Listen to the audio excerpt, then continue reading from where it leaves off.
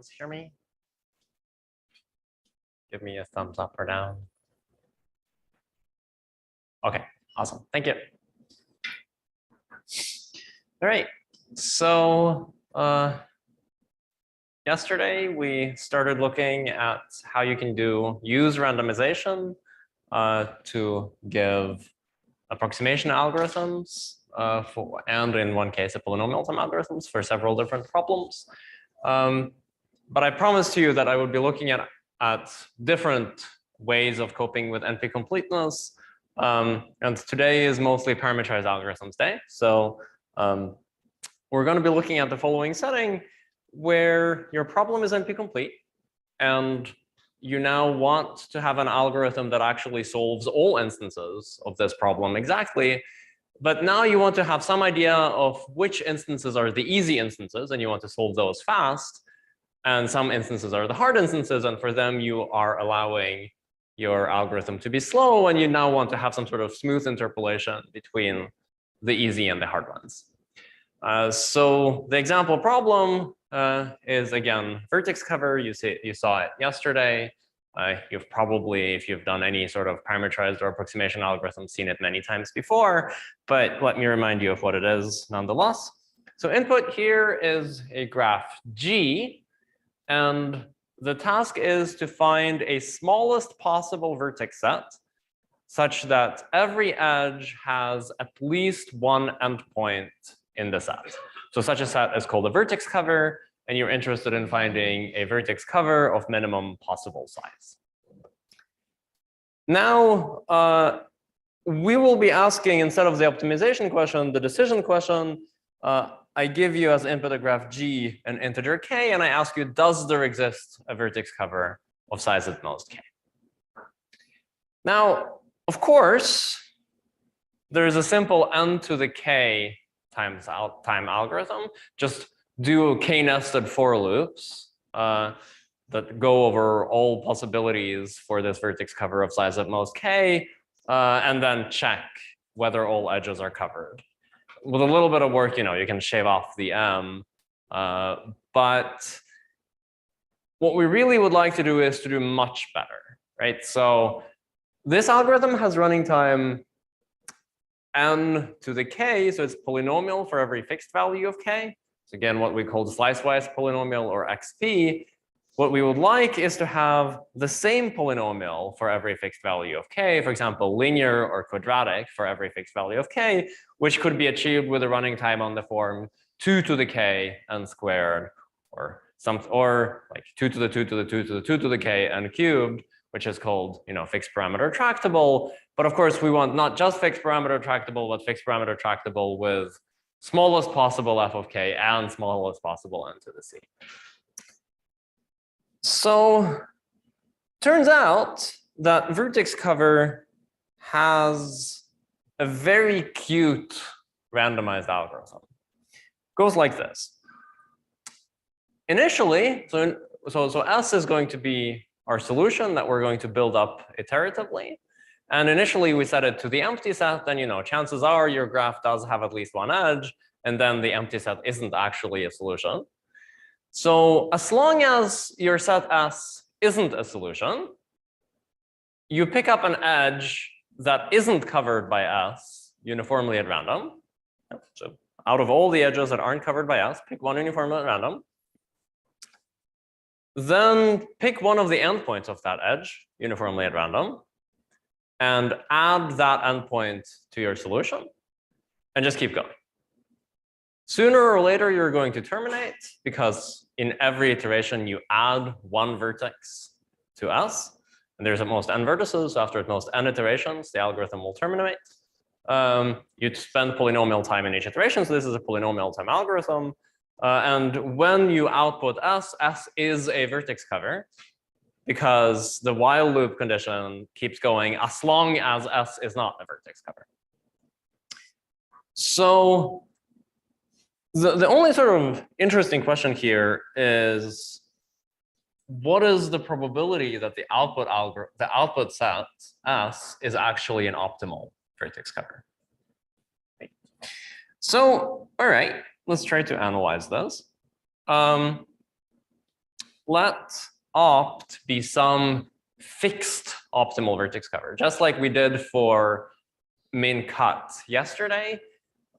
Instead of asking what's the probability that the size of S is equal to the size of opt, we're actually going to fix the solution and ask what's the probability that we output this solution. Okay. So you let opt be some fixed optimal vertex cover. And let's assume that its size has at most k, because if its size is more than k, then the probability that we will output a solution of size at most k is 0 anyway. I claim that initially S is a subset of opt. Should be easy enough. The empty set is a subset of opt.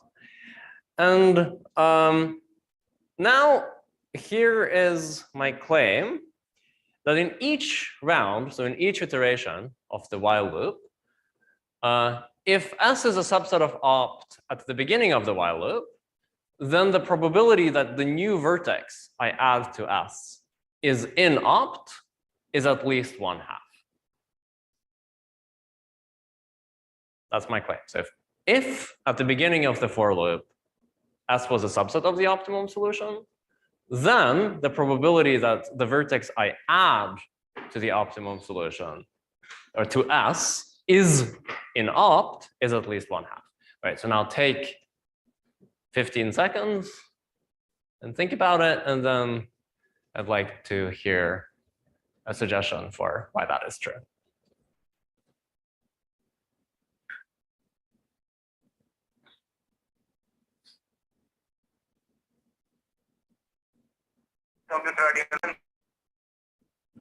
Excuse me?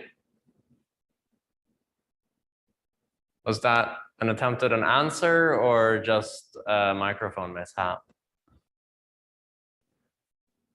All right, so so if people on Zoom would like to answer, maybe we should have some sort of raise hand thing, because I can see on the screen if someone is raised. So you can use the raise hand feature if you want to. So I can see on the screen. Probably do that if you'd like to answer. Okay, so suggestions for why that claim is true?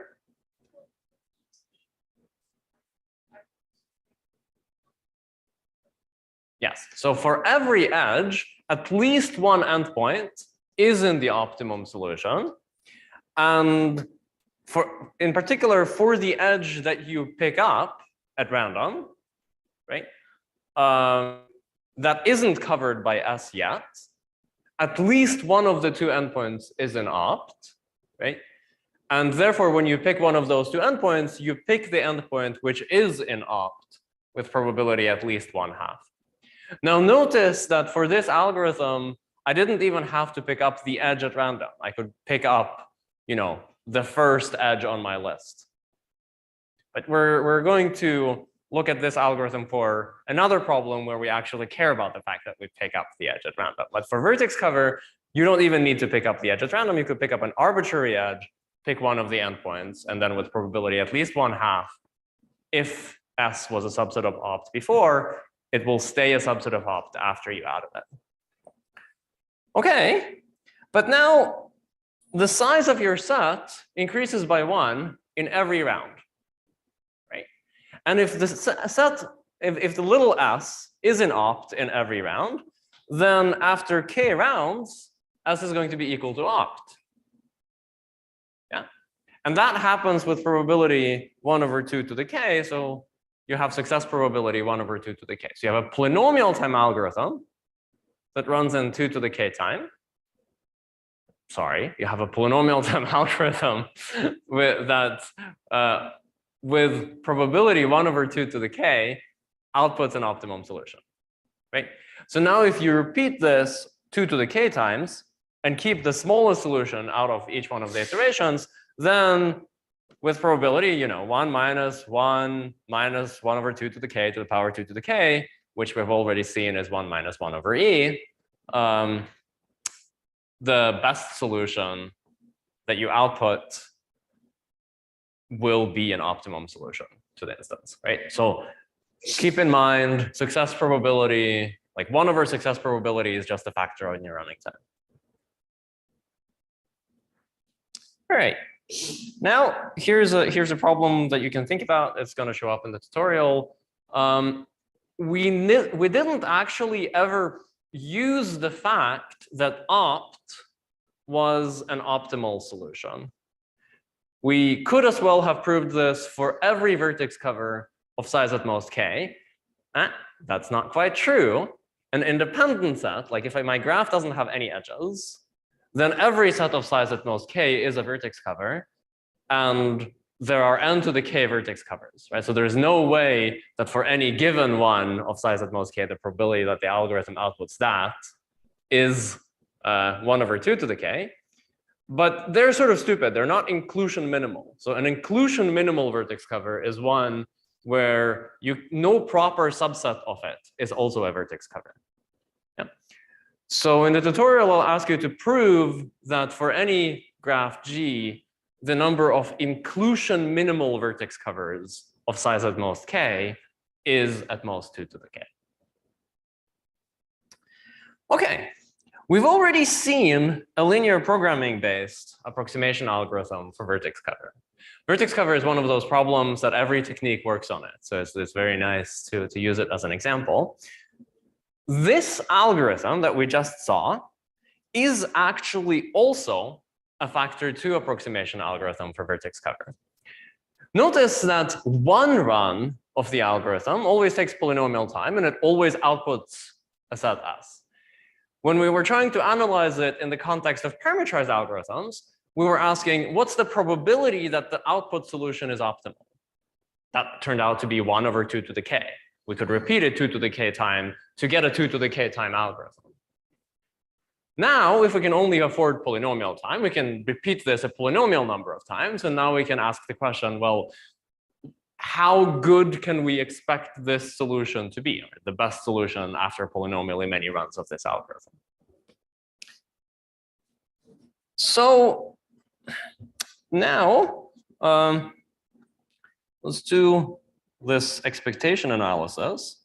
So for a graph G, let's define a random variable that I call xg to be the size of the set S output by the algorithm, right? So now for any graph, I could run the algorithm on that graph, look at the size of the set output. That's a random variable. It's integer valued, so we can define its expectation. So for every graph, there is a random variable. What is the size of the solution output for that graph?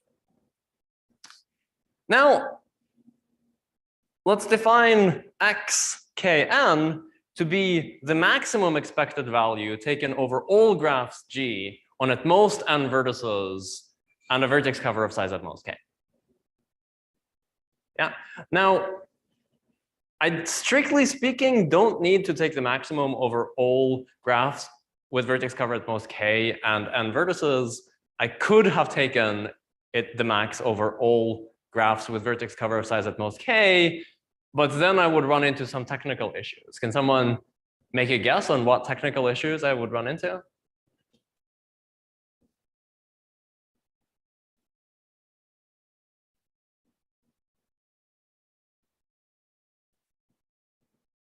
You can ask. So the question was, if I defined xk to be max over all graphs G with vertex cover of size at most k of E of xg, what could possibly go wrong? There's infinitely many graphs with vertex cover of size at most k, and therefore a priori it's not clear that the maximum of these expectations is even well defined. Well, it turns out that it is, and we're going to prove it. But when you define it, it's not immediately clear from the definition. However, when you're maximizing over all vertices, graphs of at most n vertices, then of course it's okay. All right. So now, as we observed, in every step of the algorithm, with probability at least 1/2, the vertex S selected by the algorithm is contained in some vertex cover, in some optimum vertex cover of G minus S. Yeah. technically, we started out with an optimum vertex cover of G, and we asked what's the probability that you're contained in an optimum vertex cover of G. It's the same as asking whether you are in an optimum vertex cover of G minus S, right? Your current one. Okay, now let's analyze this number x and k, right? Well, x and k is the maximum is the expected size of S for the worst graph on n vertices, and at most n vertices, and vertex cover k. So let G be that worst graph, right?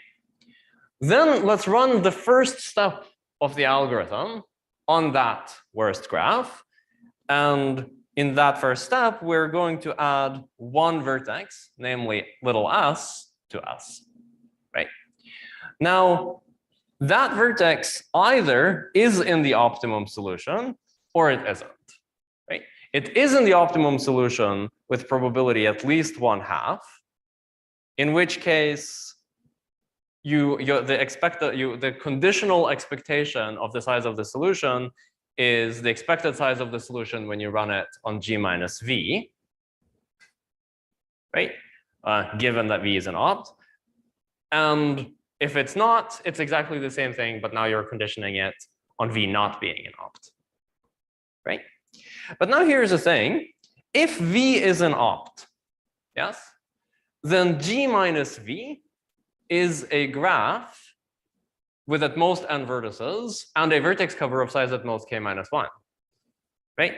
So in particular, this expectation is at most xn k minus 1.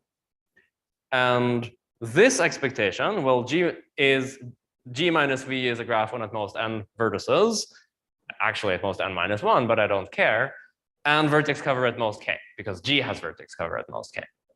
Yeah, so here is a perfectly valid inequality. So now you get x and k is at most 1/2 x and k minus 1 plus 1/2 x and k. Yeah. So now you get this recurrence with x and k on both sides, but you're kind of lucky. On the left side, it's with coefficient 1. On the right-hand side, it's coefficient 1/2. So if you rearrange the terms, yeah.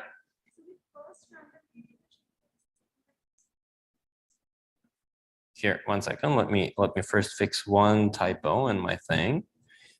Here we go. There is a 1 plus that I forgot. Here. You're correct. The first one should be xn minus 1 k minus 1, but the definition is on maximum taken over all graphs on at most n vertices. So xn minus 1 k minus 1 is at most xn k minus 1, right? So I can be lazy and just keep n, even though I could have put n minus 1. Yeah, it's going to make my life easier later. Yeah, okay. So we have this recurrence, x and k. So if I look at the beginning, x and k is at most 1 plus 1/2 x and k minus 1 plus 1/2 x and k. Now I can just multiply by 2, move the x and k over to the left-hand side, and I get x and k is at most 2 plus, there's no expectation here. There we go. See, useful to fix this on the fly. Is at most 2 x and k minus 1. And now every time I decrease k, I'm adding 2. Right? In particular, x and k is at most 2k.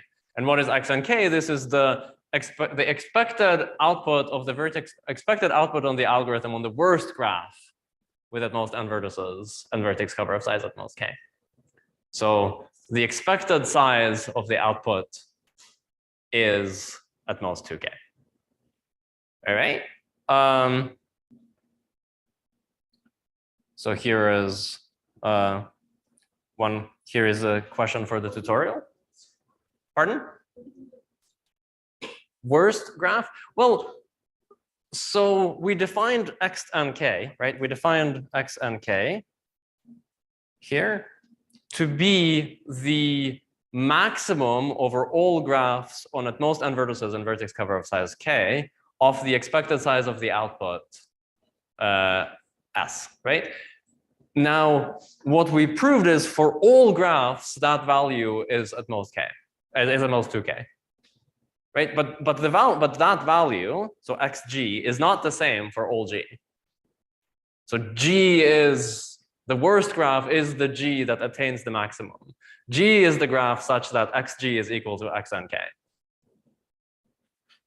Yeah, it's just like if you have a list and you take the maximum of the list, there is some element that's equal to the maximum.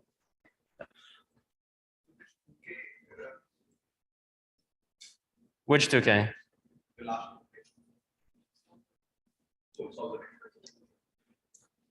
Yeah. So because here, yeah.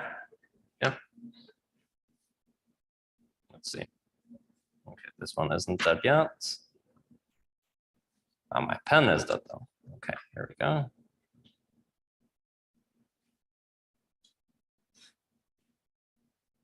Okay.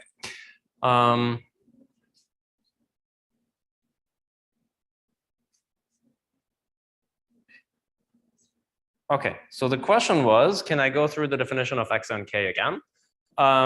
So we defined, there we go. We defined xg to be the random variable denoting the size of the output set S output by the algorithm when run on G. Xg is okay. All right. Now x and k is I go over all graphs on at most n vertices and vertex cover of size at most k. That's some finite set of graphs. For each one of them, there is some x and g. Yeah. And now I take the expectation of xg, and I take the worst expectation. Yeah, like the worst being the highest, and that's how I define x and k. Yeah.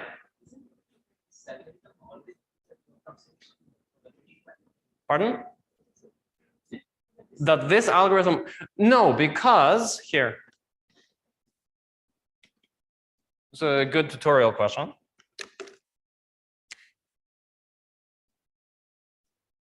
So suppose your graph is a star. Can Zoom audience see this? I will, okay.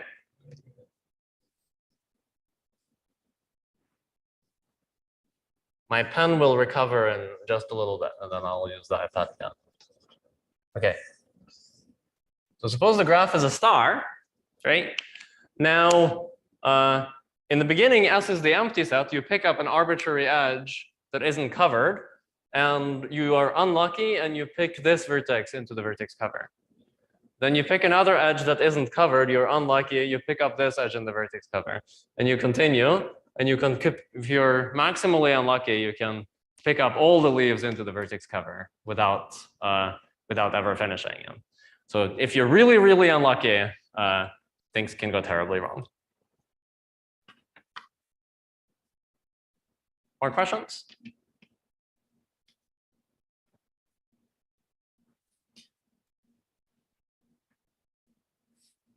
Okay, so in expectation, the size of the output set is always at most 2k, but expectation is not actually something we care about as an end product. We care about when you run the algorithm, what is the probability that the set that you output actually has the correct size? Because it could be that with really low probability, you're outputting a super tiny set, and then almost always you're outputting a set that isn't quite good enough, right? So you'll have to ask, what's the probability that you are actually outputting a set that is good enough? And in the tutorial, I'll ask you to use the Markov inequality to now prove that the probability that the set actually has size at most 2 opt is at most, is at least 1 over order opt. Yeah. Okay, so that was the vertex cover problem. Now let's upgrade to something more complicated or more interesting, namely the feedback vertex set problem. So here, input is a graph G, and the task is to find a vertex set such that removing it destroys all cycles in the graph. So what is the minimum set? So such a set is called a feedback vertex set. If you and you're asked to remove this vertex sets so that every connected component of G minus S is a tree. Alternatively, that G minus S is acyclic. Equivalently, that G minus S is a forest. Right? It has, there's a Norwegian saying, dear child has many names. Or, dear graph class has many equivalent definitions. So what we're going to do is we're going to see a algorithm that is both a 4 approximation algorithm and a 4 to the k time algorithm for feedback vertex sets. Just as for vertex cover, n to the k is easy, right? Try all subsets of size at most k, and then check whether G minus S is a forest or not. It's convenient to work with multigraphs. So I'm in this part of the talk, I will allow my graphs to have more than one edge between every pair of vertices, and I will actually allow self loops, and I will count both double edges and self loops as cycles. Yeah, so this is a cycle, this is a cycle, and the degree of a vertex is the number of edges incident to the vertex. Right? So for this coincides with the notions you are used to for simple graphs, but it's helpful to allow multiple edges in this case. The degree of a vertex, you count how many edges are. Oh, what is the degree of a self loop? We're going to count it as 2, because both endpoints are pointing to it. Yeah. Okay. So we're going to have an algorithm that looks a lot like the algorithm that we did for vertex cover. However, before we do this sort of thing, pick a random edge, pick an endpoint of the edge into the solution, we need to clean up the graph a little bit. And to see that, I guess you could consider this graph here, right? Suppose I have a graph that looks like this, right? A triangle plus a star. Now, if I pick up a random edge, chances are it's going to be in the star. If I pick up a random endpoint of that edge, it's not going to be in the vertex in the feedback vertex set, right? This graph has a feedback vertex set of size 1. Just pick any vertex from the triangle. But if you try doing exactly the same thing as what we did for vertex cover, it's going to fail. But now the intuition is, well, there is some part of the graph that's totally stupid, right? It's already a forest. It doesn't connect to the rest of the graph in any sort of reasonable way. We should just get rid of it before we start doing our random picking. So, okay, let's sort of crunch away and get rid of the silly part in some way, rather. Okay, so here is one way of doing this. I claim that if I have a graph and I have a vertex of degree 1, that means that there's at most one edge incident to it. Then the minimum feedback, the minimum size of a feedback vertex set of G minus V is at most the minimum feedback vertex set size of G. And furthermore, every subset of G minus V that is a feedback vertex set for G minus V is also a feedback vertex set for G. Yeah. So any solution after I remove the vertex is also a solution before I remove the vertex. Anyone care to provide a proof?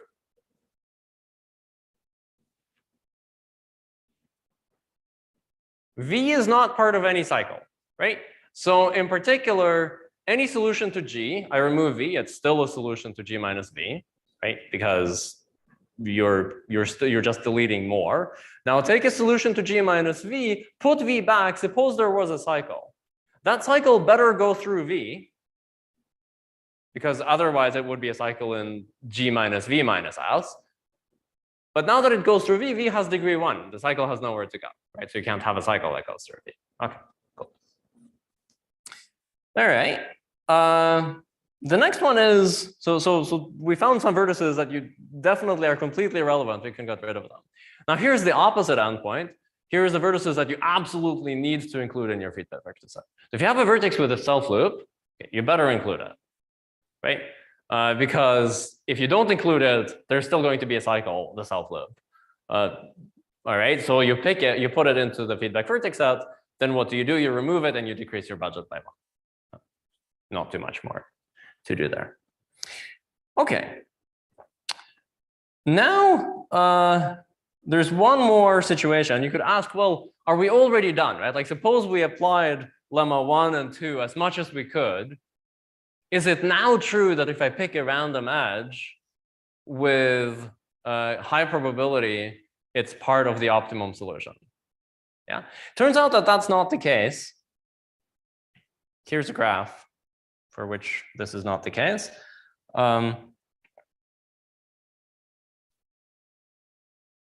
Suppose I take 2 vertices and I have two long, or let's say I have many long paths between them, like this.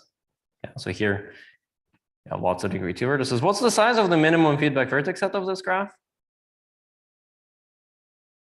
1, right? You could pick any one of the 2 endpoints. But if I pick a random edge, then chances are it's going to be somewhere in the middle of this thing, right?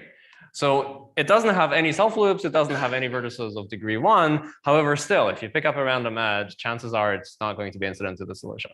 Okay, what's the problem in this graph? Well, it has these long degree 2 paths. Okay, so can we get rid of these long degree 2 paths somehow? All right. So here's a mouthful of a statement. Oh, okay. So let G be a graph that has no self loop, and let U be a vertex of degree 2, and let A and B be his neighbors, right? Like this is the picture. Okay. Now what are we going to do? I'm saying let G prime be the graph obtained by adding the edge AB to G minus U. So I get rid of the vertex and I connect the 2 neighbors. The way you should think about it is, if you have a vertex of degree 2, then every cycle that passes through you also passes through his 2 neighbors. So really what he acts as is just a conduit between his 2 neighbors. And you don't really need a vertex for that conduit to be there. You just put the edge, right? So I'm saying, okay, let G be a graph with no self loops, U be a vertex of degree 2, and B be the neighbors. Make G prime by deleting the vertex, adding an edge between the 2 neighbors. Then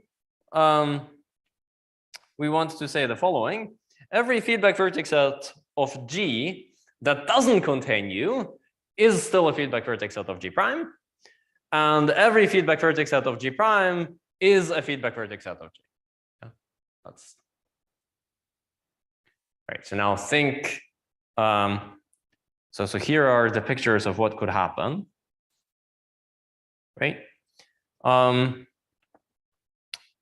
the first thing is, do we know? Okay, like let me add one more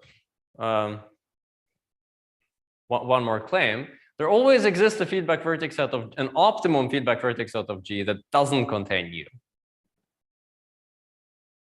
Can someone suggest how to prove that? Yeah. There's a feedback vertex set which contains U. Yeah.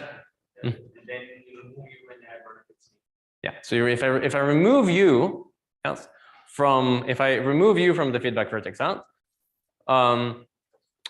then my budget went down by 1, but I could have created some cycles. Now I put back one of his neighbors into the feedback vertex set. Right? But now notice that when you remove one of his neighbors, U becomes degree 1. So he is not contained in any cycles anymore. So he would be completely irrelevant and he would go away. Right? So there always exists an optimum feedback vertex set that doesn't contain the vertex U. Okay. I'm claiming that every feedback vertex set of G such that U is not an S is a feedback vertex set of G prime. How would you prove that?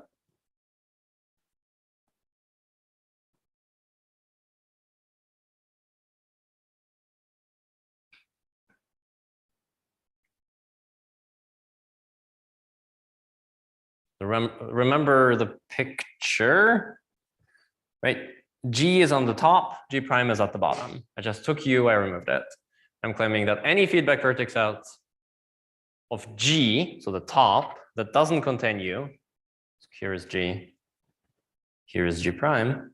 Any feedback vertex set of G that doesn't contain U is a feedback vertex set of G prime.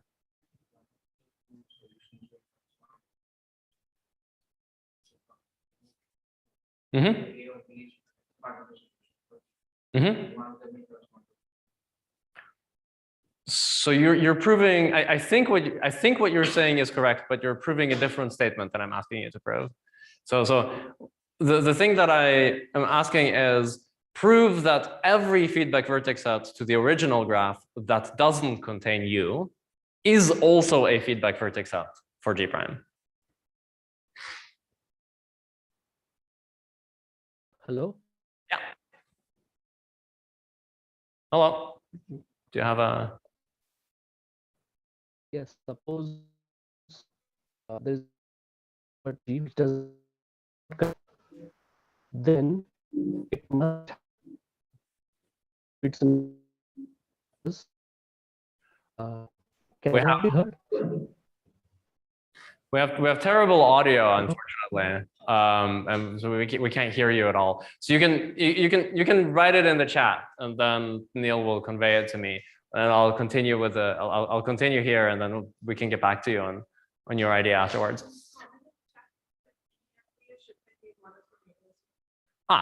You're saying any FVS should contain one of the neighbors of U. That is actually not true, right? Look at this picture, right? U could be in the middle here, right? And what we would be doing would be replacing him by an edge. And it's not at all true that any FES has to contain one of the neighbors. They could be arbitrarily far away. Yeah, what I'm saying is that any FES off the original graph before we did this contraction is an FES after we did the contraction, unless the FES actually contained the vertex U, because then it after the contraction doesn't make any sense. Since U was not part of FES in G, since U was not part of FES in G, then all the cycles that U was containing was taken care of some vertex in FES in G. Excellent. Yes. So now let me paraphrase what you're saying. Suppose that G prime minus S still has a cycle, right? Suppose that S wasn't a feedback vertex set for G prime, then G prime minus S would have a cycle C. Yes? Now, either this cycle is still a cycle in the graph G, or it contains this edge that we added. If it contains the edge that you added, then you could just go through the vertex U instead, and you would have a cycle in G minus S, contradicting that S was a feedback vertex at first place. Yeah. Okay. Now, a similar argument shows that every feedback vertex set of G prime is a feedback vertex set of G. In particular, if there was a cycle in G minus S, then either that cycle contains U or it doesn't. If it doesn't contain U, then it's still a cycle in G prime, contradicting that you started with a feedback vertex set of G prime. And if it does contain U, then you can just replace U by the edge. Okay. Now, here's a question for you to think about. And where did we use that G has no self loops? Okay, I'm going to just like leave this hanging. We used it implicitly somewhere, but okay.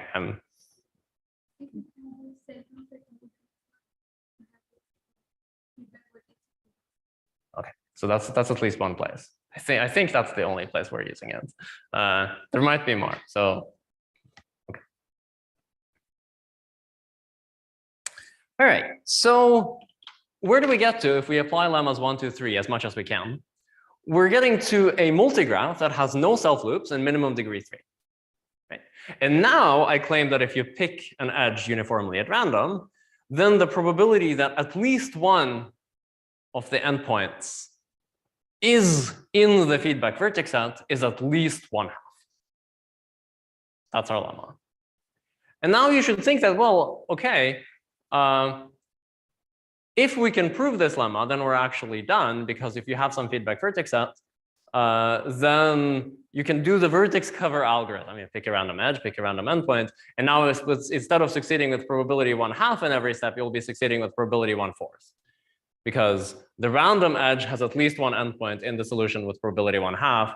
Then you pick a random endpoint. So again, with probability 1/2, you actually are in the solution. So it's 1/2 times 1/2 is 1/4. Okay, so here's the important lemma that if the graph doesn't have any self loops, a minimum degree at least 3, and I pick a random edge, then the probability that that random edge has at least one endpoint in the solution is at least 1/2. Here's a proof by picture. So S is a feedback vertex set, right? Which means that after I remove it, I'm left with a forest, some number of trees. Some of these trees could be just single vertices, right? But there are no self loops and no double edges in there because, it's a forest. So I'm going to say that let X be the number of vertices in that forest. And let's look how many edges there are that are completely inside the forest. So we'll have both endpoints in the forest. Well, there's at most X minus 1 because an acyclic graph on X vertices has at most X minus 1 edges. And those are the only bad edges in the graph. Those are the only edges in the graph that do not have any endpoints in S. So if I can prove to you that there are at least X or X minus 1 good edges that have at least one endpoint in S, then I've proved my statement, right? Because the probability of picking a good edge is the number of good edges divided by the number of good edges plus bad edges. So if good is at least bad, my success probability is at least 1/2. Okay, so now I need to start using my premises, right? My premises are G doesn't have any self loops and it has minimum degree 3, right? Okay. Here we go. So I claim that every leaf of my forest must be incident to at least 2 good edges going up into S, right? It has minimum degree 3 and it has degree 1 in the forest. So it has 2 edges that have to go somewhere. The only place they can go is to S. Okay, great. Every degree 2 vertex is incident to at least 1 good edge. Because again, it has degree 2, it needs to have minimum degree 3, the third edge has to go somewhere, it has to go to S. And every vertex of degree 0 has 3, which is at least 2 good edges incident to it, or 3 or more. Okay. Now, let's see if you remember this. What's the average degree of a forest? So, or the average degree of a tree?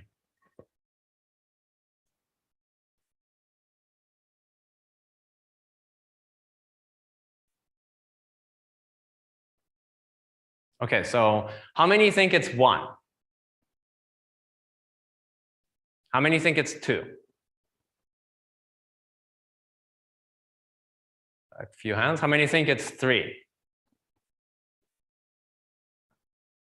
All right. How many thinks it can be different from one tree? So how many thinks that all trees have the same average degree? Okay. And in particular that, okay, so for someone who raised the hand for that, what is that average degree?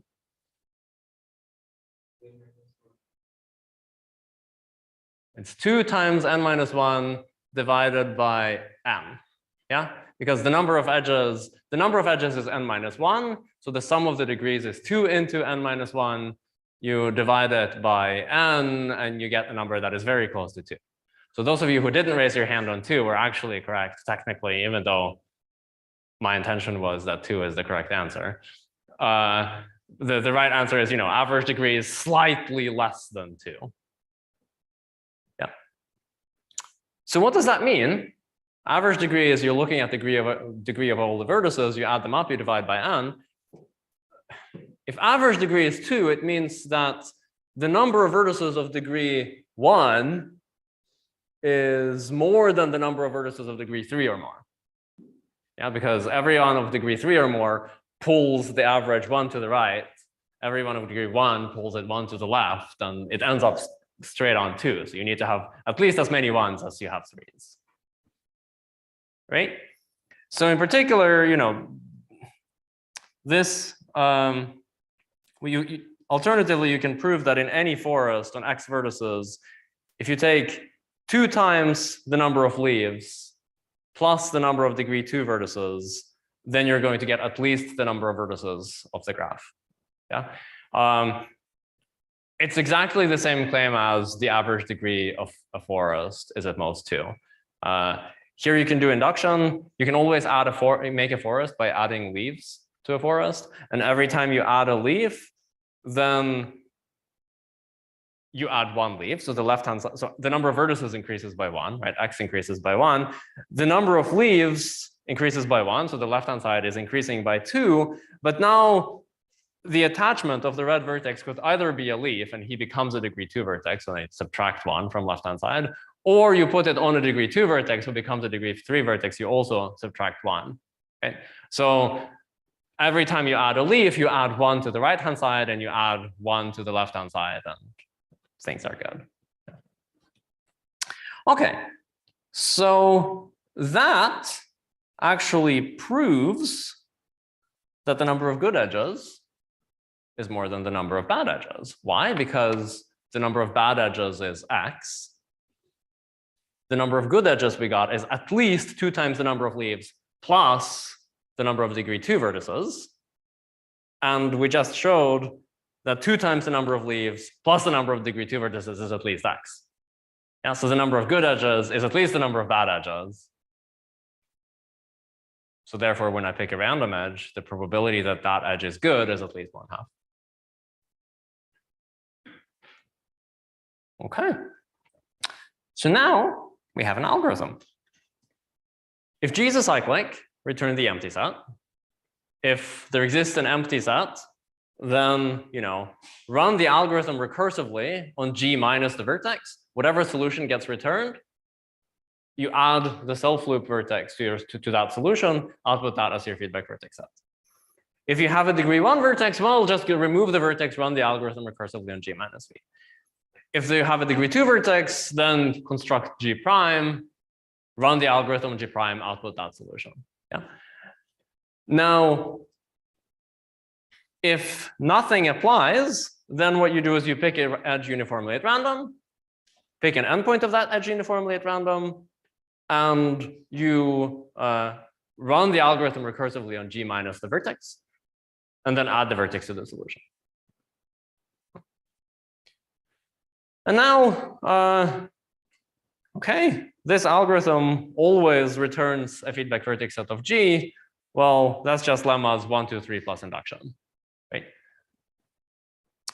Now, lemma 2, which is the more interesting one, is that if you have a feedback vertex set of size at most k, then the probability that the algorithm returns an optimum feedback vertex set is at least 1/4 to the k. Yeah, and the proof of that is, again, induction on the number of vertices and lemmas 1, 2, 3, and then the final one. Right. So your statement is like on a graph on n vertices, the algorithm outputs an optimum for an optimum feedback vertex set with probability at least 1/4 to the k. Right. Now,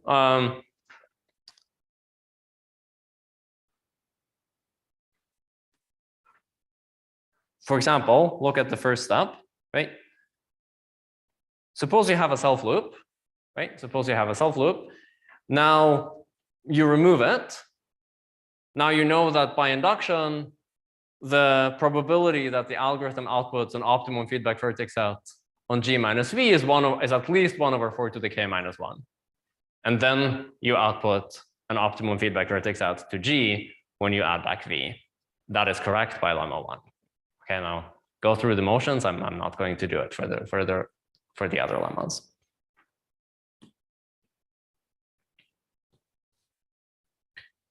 Okay.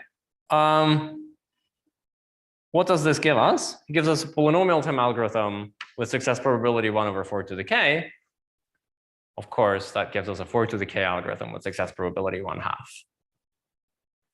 Right? Now, we do the same kind of analysis as we did for vertex cover. Define xg to be the expected size of the solution output by the algorithm when you run it on G, x and k to be the maximum size, like the maximum expected size over all graphs on and vertices and solution size k. Write down the recurrences. Here I did it for you, right? Solve them. It ends up solving to 4k. I mean, there are some details here that I'm sort of just putting under the rug at this point. So you can probably at some point, maybe in the lunch break or in the tutorial, when if you're done with the problem, sit down and try to work these out on your own. Happens to solve to at most 4k, which means that this is a 4 approximation algorithm in polynomial time. Okay, so let's take a little breather. Do you have any questions to this?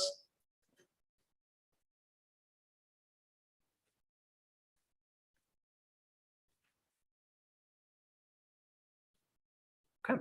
So this argument what is a lot of problems. This approximation we get 1 4 to the power k algorithm everything. Then also we have 4 approximation. Excellent question. So it's not an argument that works, you know, in general for everything, but this particular argument where, you know, if it's an argument that says, okay, you apply some reduction, like you apply some reduction rules, right? And then you pick an element, like, so suppose you're doing some subset problem, basically, right? Like you're trying to find a minimum size subset with some property, right? Then as long as you're doing some reduction rules that are sort of like always correct, right? Like when you're adding things to your solution, okay, it's safe that you added it to the solution. When you make sure with some vertex is irrelevant, it's actually irrelevant, right? And then at some point you have some success probability of picking things into, like you have constant success probability of picking things into the, of picking something in the optimum solution. Then under some mild conditions, this will give you both a, you know, success probability to the power k FPT algorithm and a success probability approximation algorithm. Yeah. So in particular, we did this for a larger class of problems that's called F deletion problems. So if you want to find a minimum size set of vertices to remove so that the resulting graph is in a minor closed graph class that excludes at least one planar graph. Okay, some technical. Then you get both the C to the K algorithm and a, you get both the C to the K algorithm and a constant factor approximation algorithm for it. Yeah. There's actually a really nice open problem there because the scheme that we do, it works very nicely for unweighted graphs, but we have no idea how to get a constant factor approximation for weighted graphs. So for weighted graphs, like for this problem of delete the minimum number of vertices to get, let's say, a tree with 5 graphs. Yeah. The best thing that is known is a polylog n approximation algorithm. Yeah. For the best approximation for this problem? No, for feedback vertex set, there's actually a linear programming based 2 approximation algorithm. And what if I want to delete edges and not vertex? Well, this is an excellent question. So for feedback vertex set, right, or for feedback edge set, then all you're asking about is fine, give me a spanning tree, right? Because what is the maximum number of edges you could have so that the graph is acyclic? Then find the spanning tree, remove all of the other edges, you're good, right? Or a spanning forest if you have multiple connected components. In the weighted case, it's maximum weight spanning tree.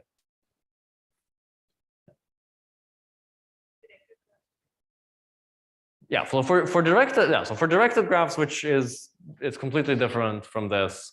It's actually the feedback arc set is equivalent to the feedback vertex set problem.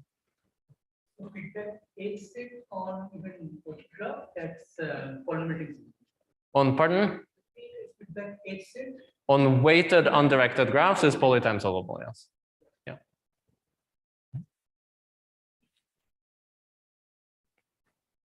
Okay.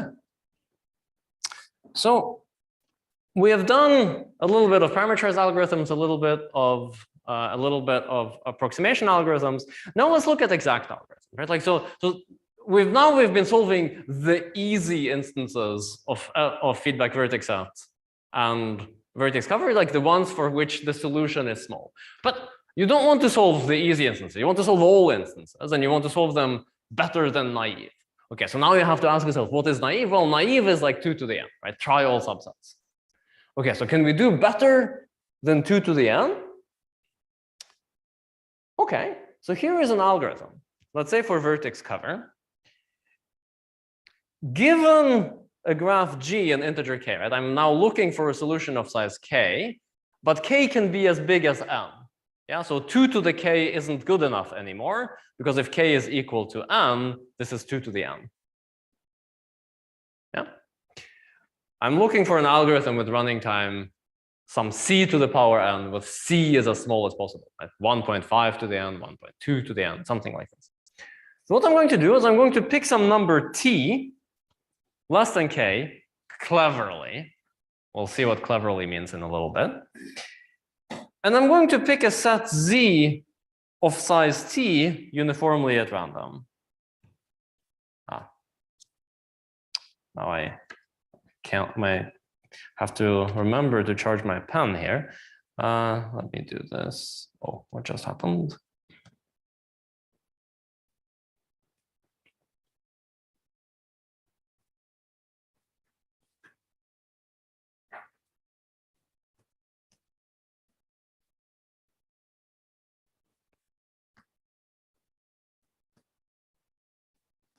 Okay, so you find a set z of size t uniformly at random, and you add it to the solution. That's why you had to pick t to be at most k, because k is the size of the solution you're looking for. So you do again, right? Like you do the stupidest thing you could think of. You pick a random set and you add it to the solution. Okay, now that you took a set and you add it to your solution, say for vertex cover, you have to decrease your budget by t. Yeah, and now that your budget is small, right? You have an algorithm that works well when the budget is small, namely the FPT algorithm. So run the FPT algorithm. Let's run the FPT algorithm on G minus Z with budget K minus T, and then return that solution, right? Let's return that solution plus Z. Well, it's in time 4 to the K minus T if I do it for feedback vertex set. It's time 2 to the K minus T if I do it for vertex cover. Yeah. Just whatever my running time was. So I'm just going to write that as C to the power K minus T and treat vertex cover and feedback vertex set simultaneously. So now we should ask, well, okay, assuming that our FPT algorithm, our FPT algorithm now was a randomized algorithm, let's assume that its success probability is 1 for now, because we could boost it to be arbitrarily close to 1. Now, what is our success probability for this algorithm? Well, if there was some unknown optimum solution of size k in there, then we succeed if we pick a subset of that optimum solution. Right? If we don't, it might be a subset of some other optimum solution, but let's not consider that. Well, if you pick the subset of some unknown, of a fixed optimum solution, then you're definitely doing good. Well, what's the probability of that happening? Well, you have n to the t choices for sets of size t that you're picking uniformly at random from, and there's k to the t good choices. So your success probability is k choose t over an n choose t. Okay. Now, how many times should we repeat it? We should repeat it n choose t over k choose t times if we want to have constant success probability. Okay, but what is the running time of each individual iteration? Well, it's c to the k minus t. Yeah. So what is going to be the running time of our algorithm if we include the repetitions?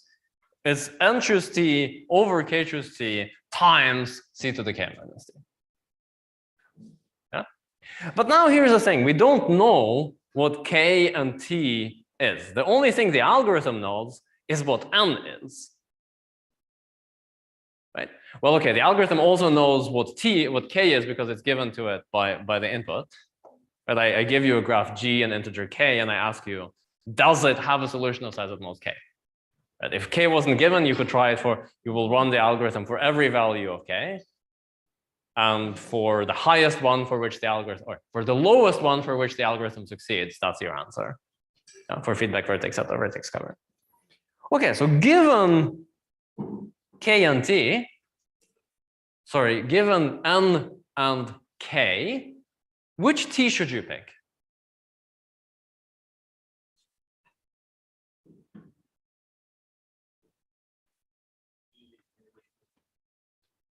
Exactly, we should pick the t that minimizes the running time, or this upper bound for the running time, which is this expression. And now notice that that is something that the algorithm can do because you can compute n choose t, k choose t, and c to the k minus t, and again, for every possible value of t, and then you pick the one that gives you the minimum. Okay. But as I said, the k is given to you by the devil, right? Like k is given to you by the one who set the instance. Or if you're trying to find the optimum, you're going to run it for every value of k. So your running time is actually the maximum over all choices of k, which is of course less than or equal to n of whatever this running time is. Yeah. And now here's a funny thing. If you do, a page and a half of calculus, it turns out that this min-max expression turns out to be at most 2 minus 1 over c to the power n times a polynomial in it. Yeah. There isn't much intuition that I have for it. Yes.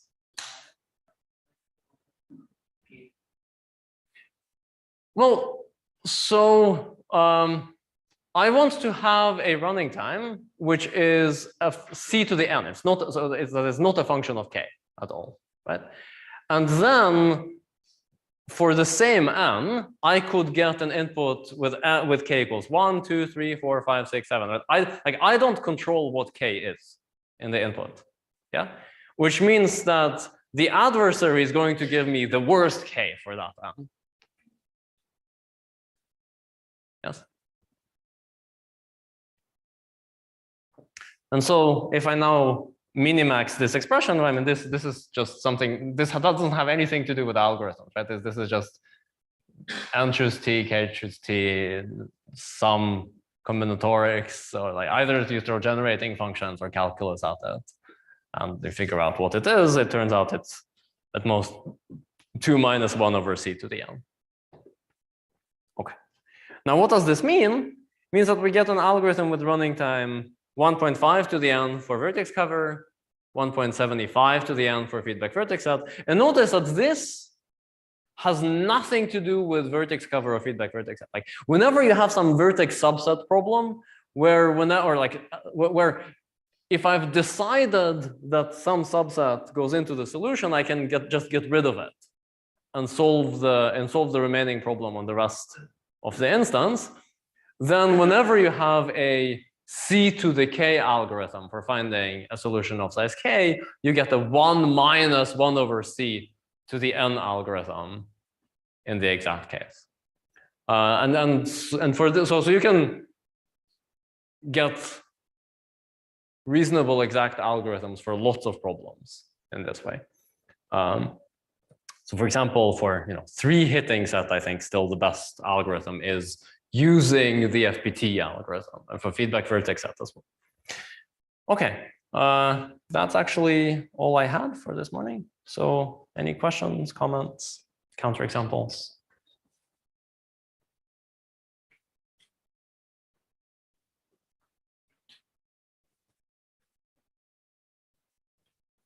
All right, so let's do lunch.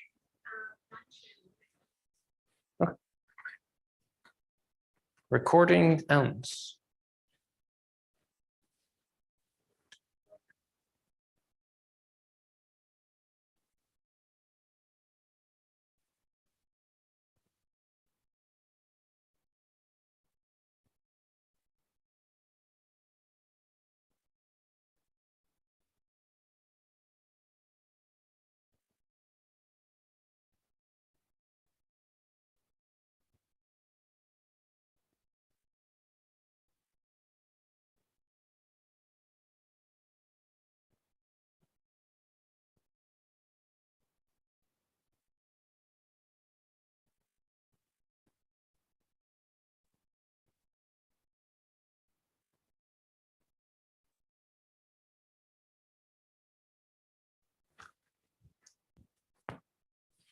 All right.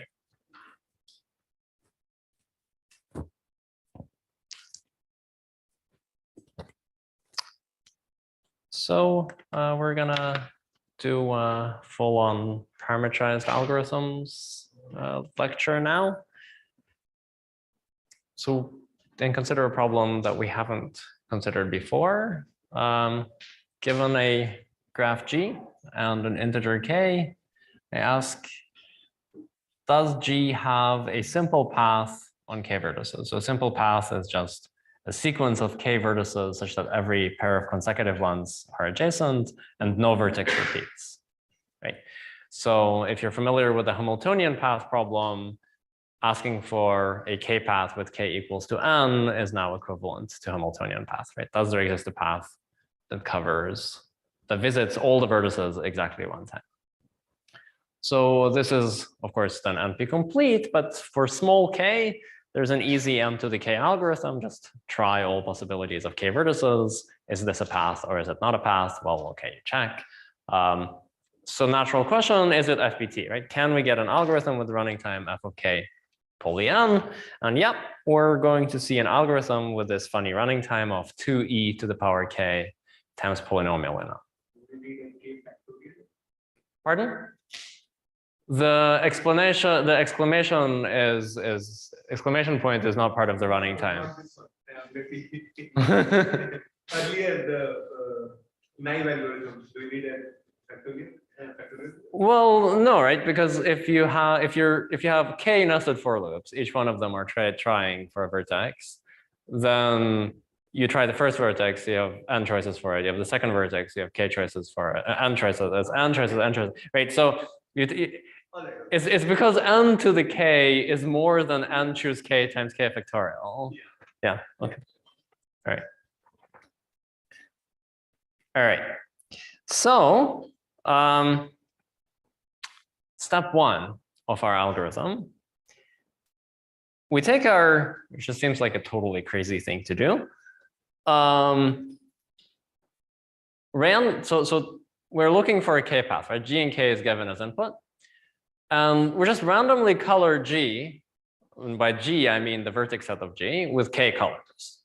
So to every vertex, I assign a color from 1 through k uniformly at random. And in this lecture, when I'm going to talk about colorings, I'm not going to talk about colorings in the way some of you might be familiar with colorings already, in the sense that you want every edge of the graph to get different colors. In the context of this class, a coloring is just an assignment of a color or a number from 1 through k to every vertex. If some edge, the two endpoints gets the same color, that's perfectly fine. Okay. Now we're interested in the probability of the following good event, that at least one k path in G, if it exists, gets multicolored. So if there is no k path, so we're going to have this sort of one-sided error algorithm as before, where if there is a solution, the algorithm will, with some good probability, find the solution and output it. And whenever it says yes, whenever it says that there is a k path, it's always going to output a k path as well. So it's never going to incorrectly say yes, but it might incorrectly say no. So there might be a k path in the graph and the algorithm just doesn't find it. So what we're interested in is this good event, in which case the algorithm will find a k-path. And this is that if there is one, then you want it to be multicolored. So what does multicolored mean? It means that you have k vertices in the path. You're coloring with k colors. You want the vertices to get different colors. The first vertex gets color 1, the second vertex gets color 10, the third vertex gets color 2, etc. So the colors can come in any order, but you can't use color 1 twice. All right. So now here's a question for you. What is that probability, right? If I use k, suppose my graph is just a k-path, and I use k colors, what's the probability that that k-path gets multicolored?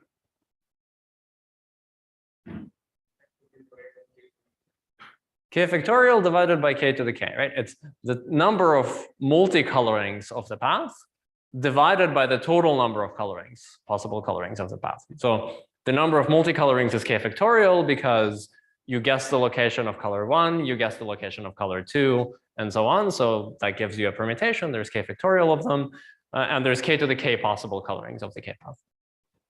Now you can apply this argument to saying, well, if my graph is big, it has size n, but in there's at least one k path hiding, what's the probability that that k path gets multicolored?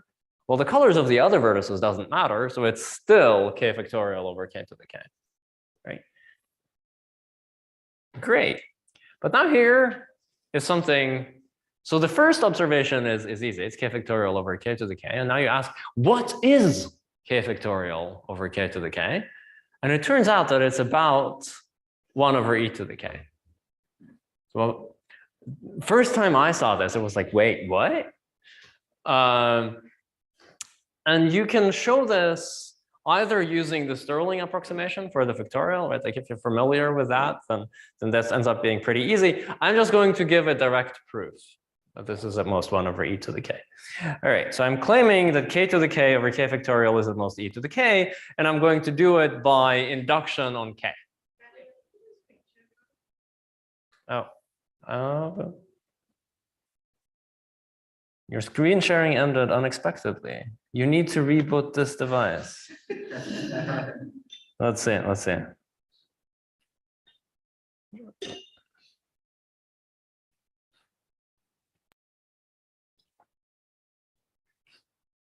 I am sharing screen.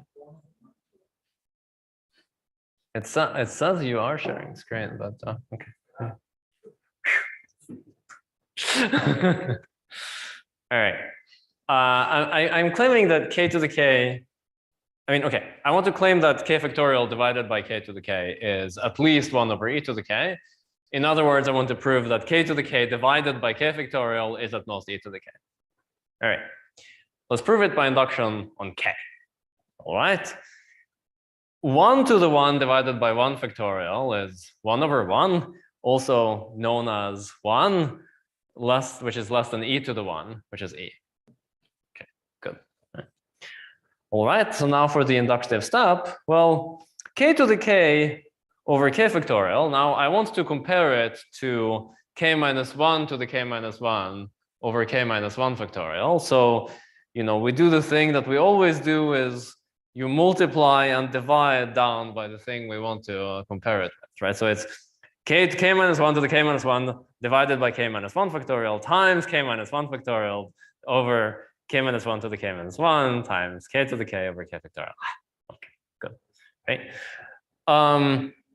Now the first part is the thing that we have proved is at most e to the k by induction. Yes. And so the second part is the thing that we need to simplify, right? Like everything starting. So this part I want to simplify. Okay, good. Yeah. All right. So now notice that I have k factorial at the bottom and k minus 1 factorial at the top. So that gives me a 1 over k. Yeah, that goes away, right? And then I need to compare what is left is k to the k minus 1. Let's see. What am I doing? Ah, there we go. I write k to the k as k to the k minus 1 times k. Yeah? And then what is left is k to the k minus 1 over k minus 1 to the k minus 1. Yeah? And then I have the 1 over k surplus, and now the two k's cancel against each other. Yeah? So now what I'm left with is e to the k minus 1 times, this term here, which reappears here, because k to the k minus 1 divided by k minus 1 to the k minus 1 is k over k minus 1 to the k minus 1. So that is probably e to the k minus 1 on the. There should probably be an e to the k. Yes, you're right. Thank you. Yes. Okay. All good now, right? Okay. And now we are done because the k's cancel, and 1 plus 1 over k minus 1 to the k minus 1 is at most e induction. Happy. Yeah. So here's a proof for this fact without using any Stirling approximation. All right. So what are we left with, right? We colored our graph, and with probability 1 over e to the k, our path got multicolored. If we have an algorithm that detects multicolored paths, yeah, then we just need to repeat our experiment e to the k many times, and then, eventually after e to the k attempts, our path will become multicolored and we will find it. So now what we need to do is we need an algorithm to find a multicolored path. All right. So now we're going to do dynamic programming, and the key observation of the dynamic programming is the following. Suppose I'm building a partial solution, right? So as I took a path, I start at some vertex, I go somewhere else, and now I'm interested in knowing, can I complete this path to a multicolored path? So notice, by the way, that every path that uses every color exactly once is a multicolored k path, right? Because you have k colors, you want to use every color precisely one time. That means you use k vertices. So I have this partial path, right? I visited vertices 1, 4, and 2 on the picture. Well, I visited vertices of color 1, 4, and 2, and I ended in the vertex V. And now I would like to know, can I complete this to a multicolored path in the graph? Well, first, the path that I already have better be multicolored, right? If I'm already using some color twice, then I can never complete this to a multicolored path. And second, I don't really care which vertices I visited. I only care which colors I've already used. Except for the last vertex, there I care about which vertex I'm standing in. Yeah, because I want to know where I can move further, and for that I need to know which vertex I'm in. But I also need to know that I don't reuse a color that I've used before or reuse a vertex that I've used before. And now notice that if you don't reuse a color that you've used before, you'll definitely not reuse a vertex that you've used before. So all you need to know is which colors have I already visited. Yeah? Okay, so this naturally gives rise to this kind of dynamic programming thing. So we now define some function, yes, that for every vertex in the graph and for every subset S of the colors from 1 through k returns either true or false. And it returns true if there exists some path in the graph G that ends in the vertex V and visits each color of S exactly once. yeah, including the color of V, right? So the color of V is included in this set S. Yeah, and you should map this to the intuition of this picture that I just said. Okay, so this is a good time to ask questions if something isn't perfectly clear about this definition or why I am defining things the way I am, because now then I'm gonna throw a recurrence at you. All right, so let me do some sanity checks. What is the size of this table? How many entries does this table have? Yes, right? 2 to the k times n. Okay, good. Now suppose I managed to fill this table. Suppose I managed to like give you a true false value for every vertex V and every subset S from 1 through k. How would I detect whether G has a multicolored path or not?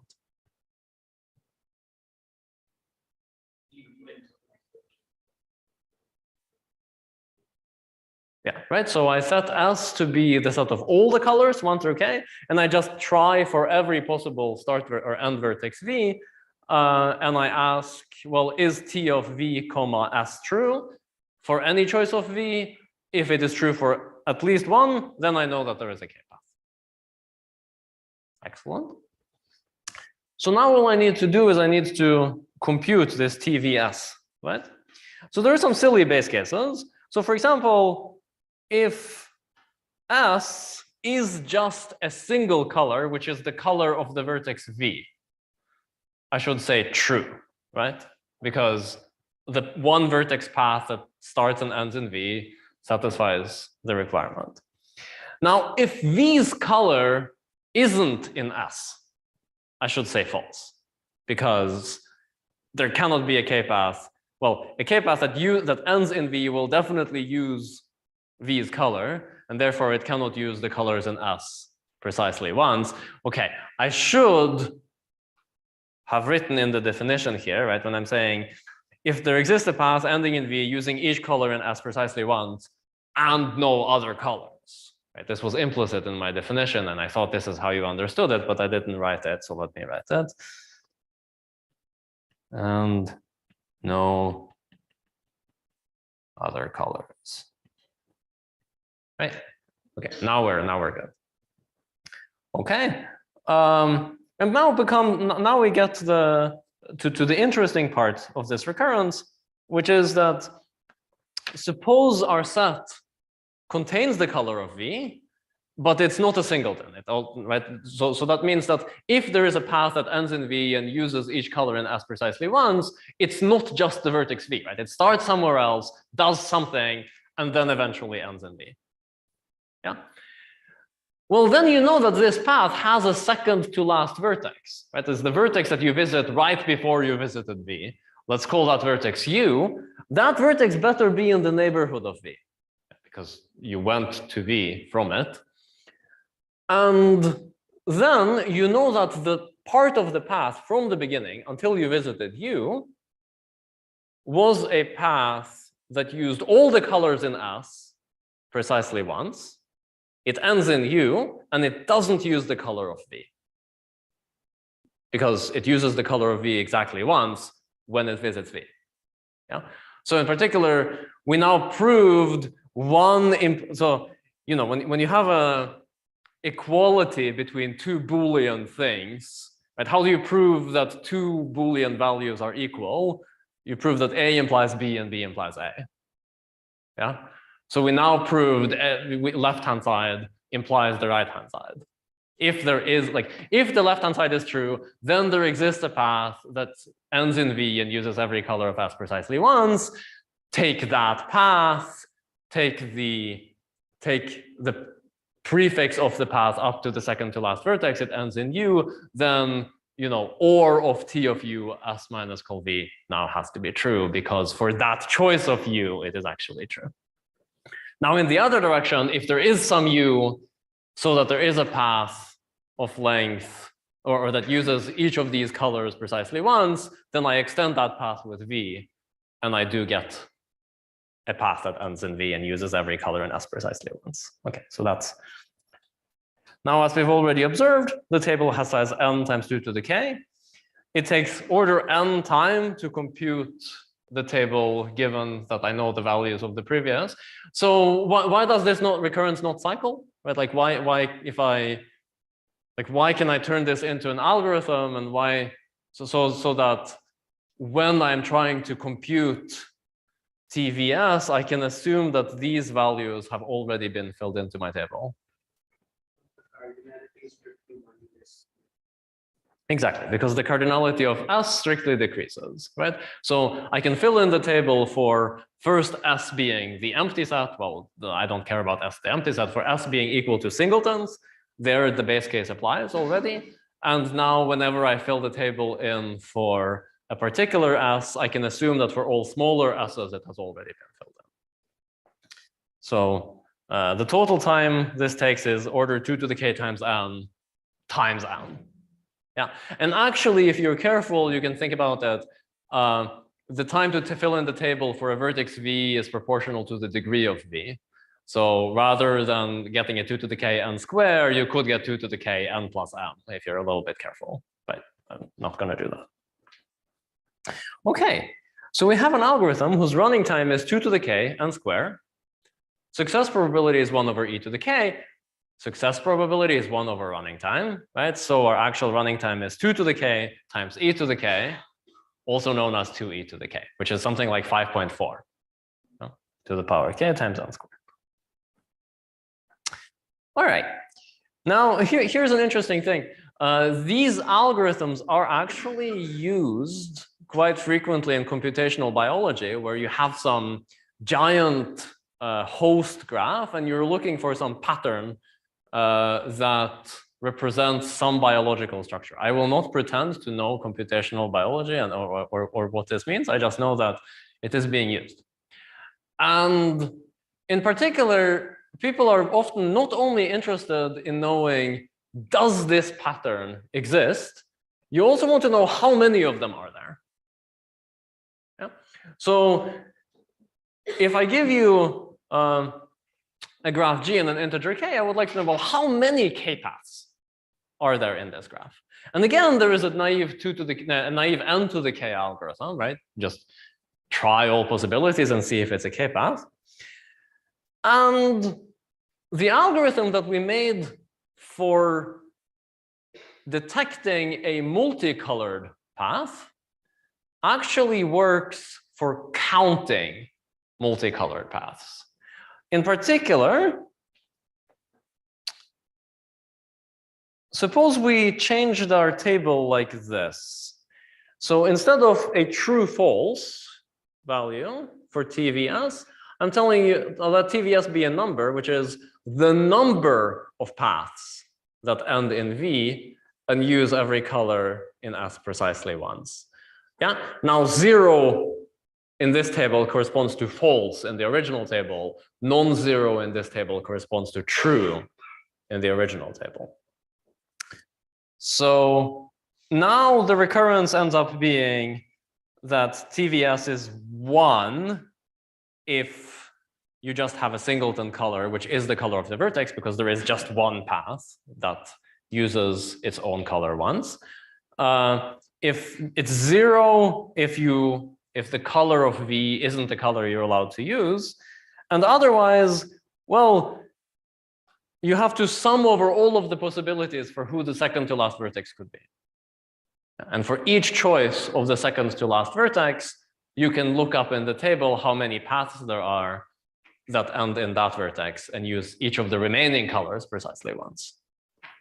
So the algorithm that we had for counting k-paths generalizes for free to counting multicolored paths. So now the question is, well, what about counting k-paths? Yeah, does the same argument we had as before work out? It turns out that the answer to this is a big fat no.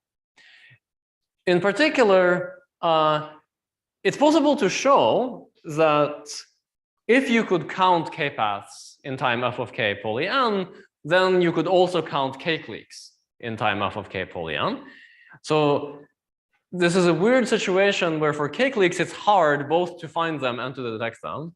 For k-paths, they're easy to find, but hard to detect.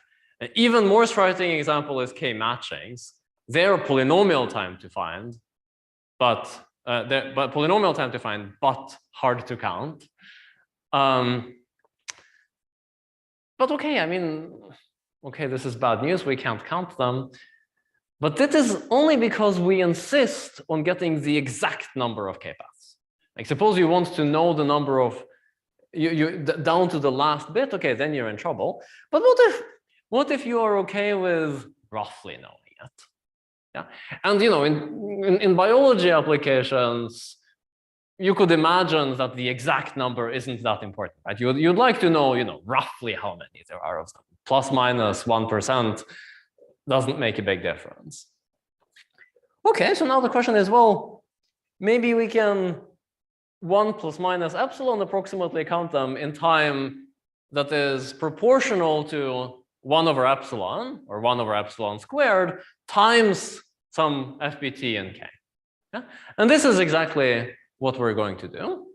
Notice that this is like 1 plus epsilon approximation algorithms for counting k-paths is not like the approximation algorithms that we saw before, where you took some parameterized problem, you went to approximation, and now you could suddenly do it in polynomial time, right? Because even approximately counting k-paths is at least as hard as detecting whether there is a k-path, right? I mean, if you're trying to distinguish between 0 and 1, 0 times any constant factor is still 0. Yeah, so if you want to 1 plus epsilon so if you want, and 1 times any constant factor is not 0. So if you're trying to constant factor approximate the number of k-paths, you need to be able to distinguish between the graphs that have no k-path and the graphs that have at least one k-path. Right? So this problem of approximately counting k-paths is at least as hard as finding one, but it turns out that it's actually not much harder. So the algorithm that we just saw for detecting k-paths, we're going to fine-tune it to also count them. The way we're going to do it is going to teach you a new nice tool, which is called Chernoff bounds. So we've already seen one bound for tail inequalities, which is, so you have some probability distribution, you know its expectation, and we saw Markov inequality says that with fairly low probability, the outcome will be way off, much higher than the expectation. But what is the comparison? It's like being twice the expectation, the probability is at most 1/2. 10 times expectation is at most 1/10. So there's two weaknesses with Markov. The first one is that the probability falls down, fairly slowly as you are moving away from expectation. And it also, Markov inequality only gives you bounds in one direction, right? Like it gives you bounds from being much higher than expectation, but it doesn't give you any bounds for being much lower than expectation. So now we need to ask ourselves, okay, for what random variables can we give bounds that on one hand are much sharper? So like the probability falls off much quicker as you move away from expectation. And second, you can give upper bounds on falling too far to the left and too far to the right. And that's where Chernoff bounds come in. So you gain something, you lose something. Markov applies to any random variable. Okay, that is greater or equal to 0. We get sharper bounds, but for fewer random variables. Which ones? Suppose we're looking at x, which is the sum of many, but forget many. X is the sum of independent variables, each of which is either 0 or 1. That's when Chernoff applies. Okay, so if you have, and notice that this is a large class of random variables. In particular, very often when we're using these sort of indicator things, if the indicators just happens to be independent from each other, then Chernoff applies. Yeah, when they are not independent, you're not allowed to use. Okay, so you have to be careful. And the moral of Chernoff bounds is that if x is the sum of sufficiently many independent 0, 1 variables, then x is very likely to be very close to the expectation. Yeah. And I go around and remember the exact form of Chernoff bounds because I just taught a randomized algorithms class back at my university, and now I'm teaching a randomized algorithms class here. But you know, in any normal year, I don't go around and remember the exact form of Chernoff bounds. But this thing that if x is the sum of independent 0, 1 variables, then x is very likely to be very close to Ex is what is useful to go around and remember. And then whenever you need the exact form, you look it up. Okay, so here's the statement. Suppose x is x1 plus x2 plus x3 and so on up to xn, such that each xi is either 0 or 1, and they're independent. Okay, then the probability that the difference between x and the expectation of x is at least epsilon of the expectation of x. So we are measuring how far you are from the expectation as a multiplicative factor of the expectation. So you should think of this as a fairly natural thing. If you have some random variable that can be really, really huge, then you would expect that it's more likely that it's going to deviate from its expectation by 1 to the left or right than some variable that is very, very tiny. Yes? Like if you look at, let's say, if you're interested in what is the average height of people, yes, then you expect a random person to deviate from the expectation in terms of some centimeters.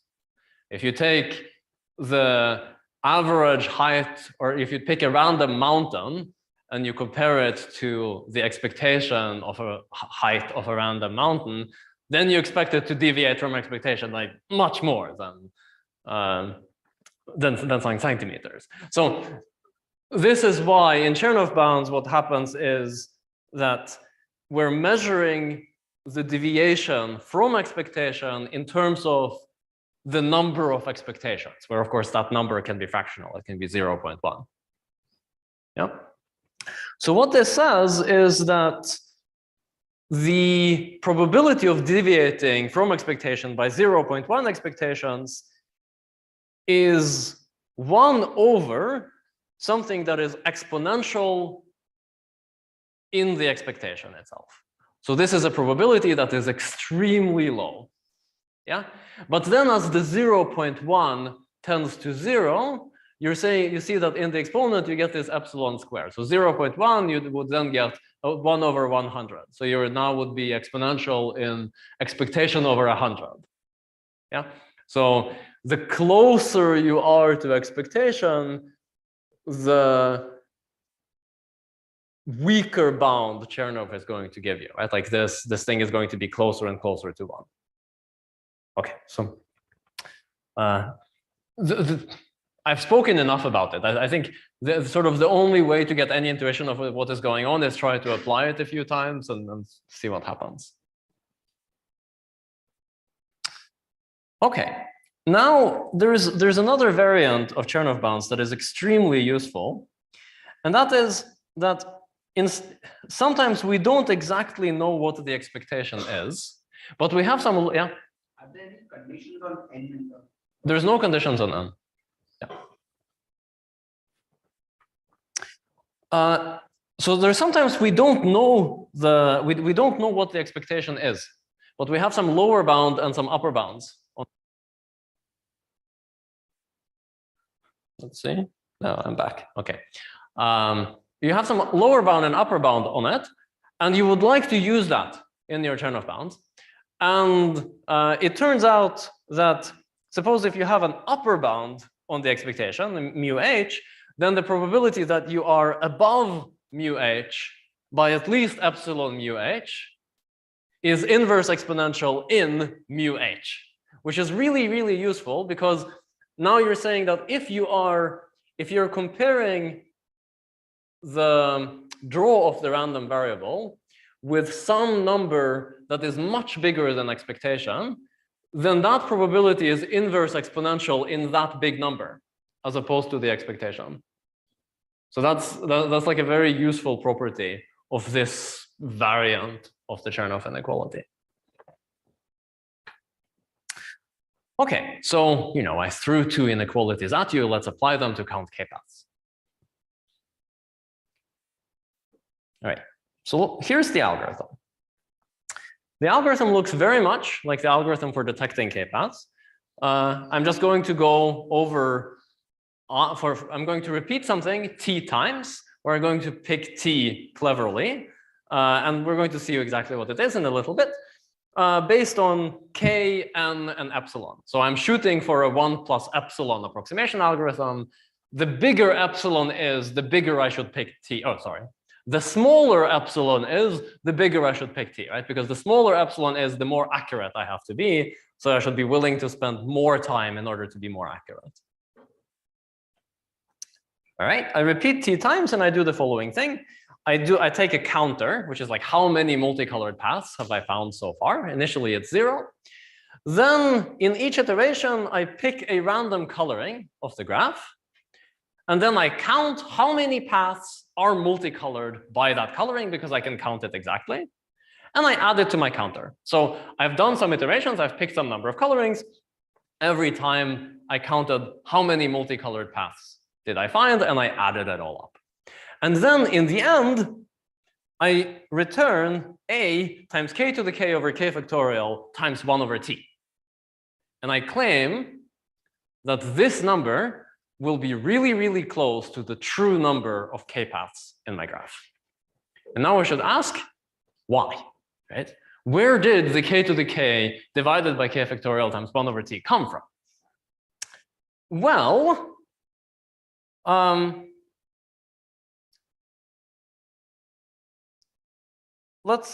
before we do that, let's analyze, the running time of this algorithm, and then we'll come back and then say what we pick t to be. Okay, so first, notice that the running time is t times 2 to the k n squared, because we repeat t times a 2 to the n algorithm, or 2 to the k algorithm. What are we going to pick t? Some k to the k divided by k factorial times polylog n, or log n over epsilon squared. What happens is that, remember that k to the k over k factorial is e to the k. Yeah, so if our running time is 2 to the k times t, our running time again becomes 2e to the power k. Yeah, so it might not be immediately clear why did we pick this t, but it turns out that picking the same t that makes the detection algorithm work out times a polylog n factor is what makes the counting work out. And okay, we're just going to crunch the numbers and see that that is what happens. All right. So the first thing is our graph G has some number of k-paths. I'm going to call it hash kp, right? Like that's the number of k-paths in the graph. That's the number we're trying to find. Now, for every path p, an integer I from 1 through t, I can have an indicator variable. Did this path get multicolored by the ith coloring, 1 or 0? Yeah. Now, notice that our value a that we're computing is just the sum over all the rounds and over all the paths of 1 if the path p got multicolored in round I, right? You ended up counting all the sum over all the rounds over all the paths that got multicolored in that round.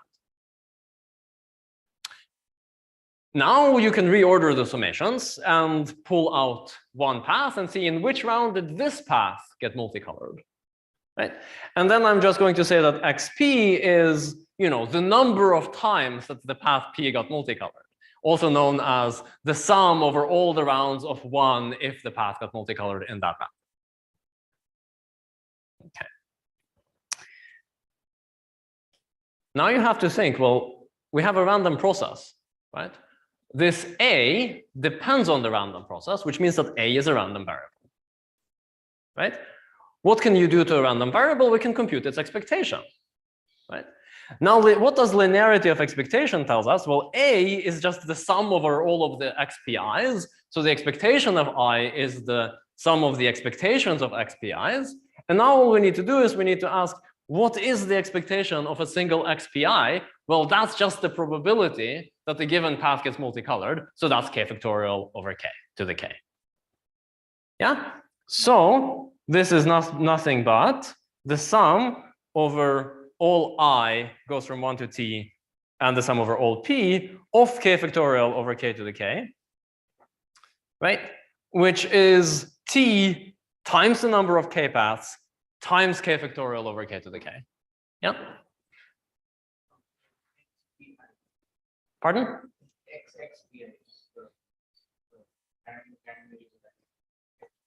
This one, yes.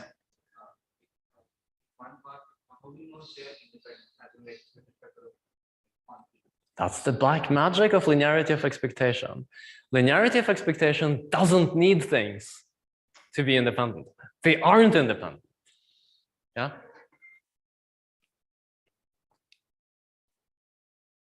Okay.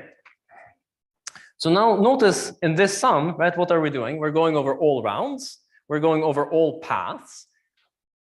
And we're just adding up k factorial over k to the k, right? So for every path, we get k factorial over k to the k t times, which is why you get hashtag kp times t times k factorial over k to the k. Yep. And now you see where the correction factor is in our algorithm, right? In the algorithm, what is going on? We are here. We returned a times k to the k over k factorial times 1 over t, right? Because, you know, expectation of a random variable times a constant is a constant times the expectation of that random variable. So the thing we return is also a random variable. And now the expectation of the thing we return will be exactly the number of k paths, because it's the expectation of k path of a, which is k paths times something, and then we multiplied it out so that that something would cancel. Yeah. So now we know that in expectation, the answer that we return is correct. So then the only thing we need to do is to prove that with high probability, the answer we return is actually close to its expectation. All right. Okay. So here's an idea. I gave you a hammer, Chernoff bounds, right?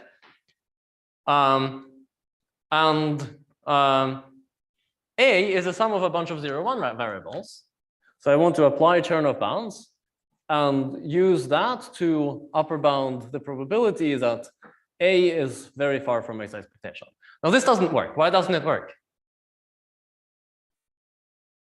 Because the XIPs are not independent from each other. Yes.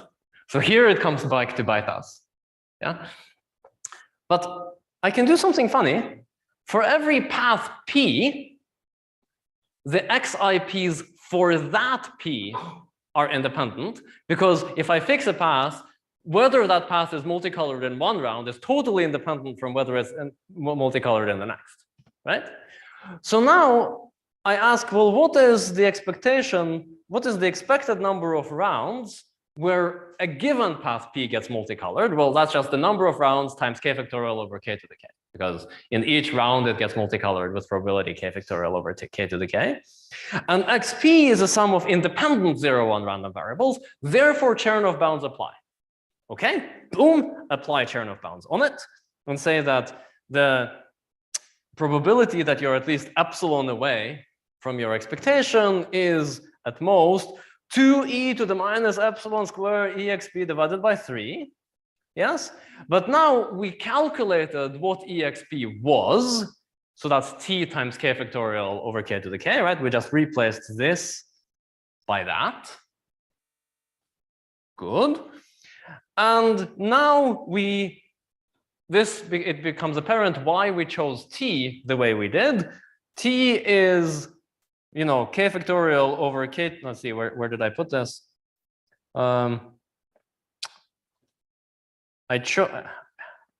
I chose t to be this precisely so that when we come here, things are going to cancel. You should just trust me that okay, you plug in t here, and you get this expression, and now you see the k factorial. The k factorial cancels against the k factorial. The k to the k cancels against the k to the k. The epsilon squared cancels against the epsilon squared. The 3 cancels against the 6 almost. And then you have k log n left. Yeah, so you get 2e to the minus 2k log n. And now here is the thing, like whenever you have e to the log n times something, you should always pull that out first and see that like e to the power ab is e to the power a to the power b, so you get n to the 2k. Yeah. So in particular, the probability is that for any fixed path, like you fix a path and ask, what's the probability that the number of times I counted this path deviates by a factor more than 1 plus epsilon from the expectation for that path? The probability that this happens for that path is ridiculously small. It's 1 over n to the 2k. So it's really, really likely that for this path, I counted that path extremely accurately. Okay, but then we use the other powerhouse, the union bound. If you have, like, what are our bad events? Like for every path there is a bad event, that I miscounted that path. The probability of the bad event for that path is really low, 1 over n to the 2k. How many bad events are there? As many as there are k paths, at most n to the k. Yeah, and so by the union bound, the probability that at least one bad event occurs is at most n to the k times 1 over n to the 2k, which is at most 1 over n to the k. Ta-da! This gives us that this is at most, you know, 1/2 or even much, much less than that. Yes. So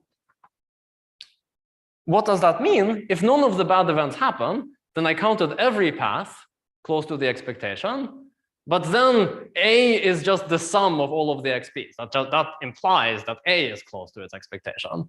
And if A is close to the expectation, then our output is close to the expectation of the output, and the expectation of the output was just the correct number of k-paths.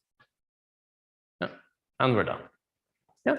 And somehow the moral of this is that Chernoff bounds plus the union bound are a killer combination, because like whenever you can apply Chernoff bounds, you can get extremely low probabilities of your bad event happening. And then even if you have many potential bad events, if you can make the probability be less than 1 over the number of bad events, then union bound will give you that the probability that the bad event occurs is less than 1, or less than 1/2 if you off by a factor 2. Okay, so we're now done with the k-path part of this lecture. And now we're going to switch gears and do something slightly different. So maybe this is a good time to ask some questions if you have any. This algorithm works good for directed and indirect of the k-path. Yes. Need to multiply the k. Where? We did it in the algorithm. Here, let's see. Let's see, where are we? You're asking the same question as it's 2 over n to the 2k. Yeah, okay. No, oh, you're saying, should you multiply? No. No. It's an excellent question. I was going to actually ask this in the tutorial. Look, there's k factorial, like there's n to the k times k factorial choices for k paths. Right? But every k-path, like if you look at the k-paths, the k factorial potential k-paths that have the same vertex set, yes, they get multicolored all together, always, right? So either they get multicolored, all of them get multicolored, or none of them does. So if you just look at an arbitrary one of them and say that this guy gets counted close to his expectation, then all of them get counted close to their expectation. Yeah. So Of course, it's a totally insignificant thing. I could have multiplied it by k factorial and nothing would have changed. But because you asked, haha, I already thought about this.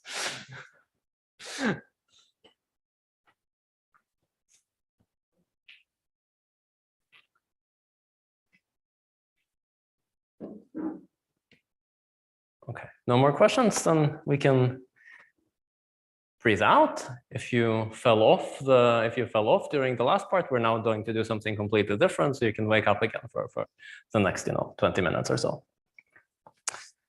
Okay, we're going to be doing the following problem.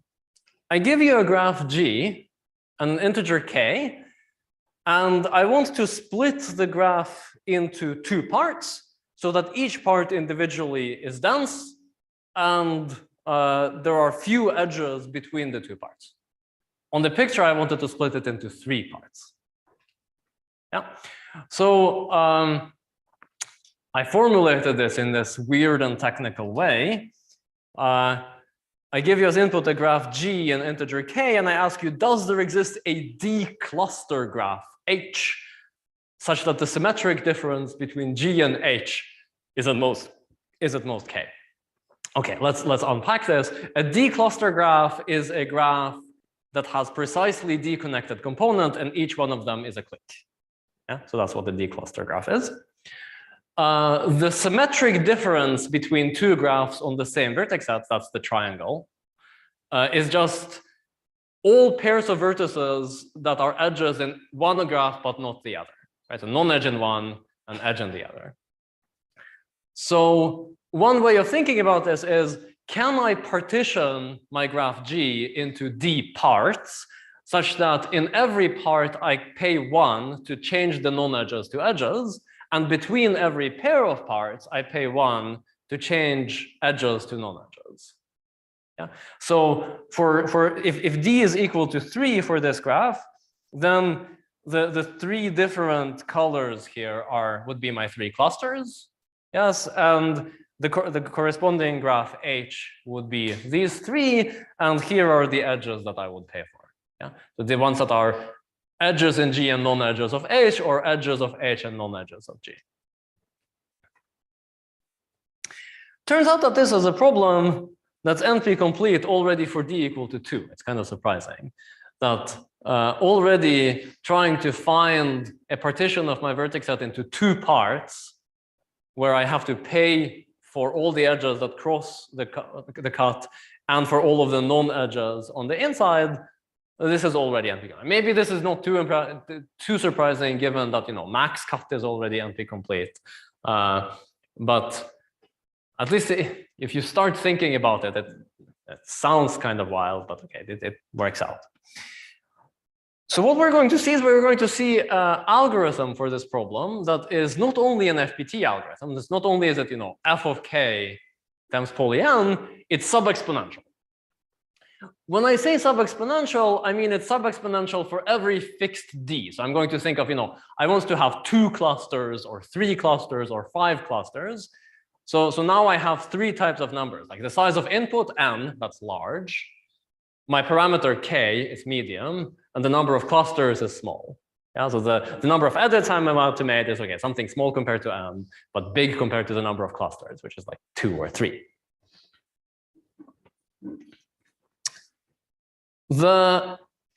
And the key part of this algorithm is a purely combinatorial insight, which I'm now going to present to you as the coloring lemma. Okay. Now, I promised to you in the beginning of this class that whenever I would be talking about colorings, I wouldn't be talking about proper colorings. I lied. Now I'm going to be talking about proper colorings. So a coloring with k colors or q colors is proper if no edge of the graph gets the same colored endpoints. So here's the lemma. Let G be a graph with k edges, and let q be this mysterious number square root of 2k times 2.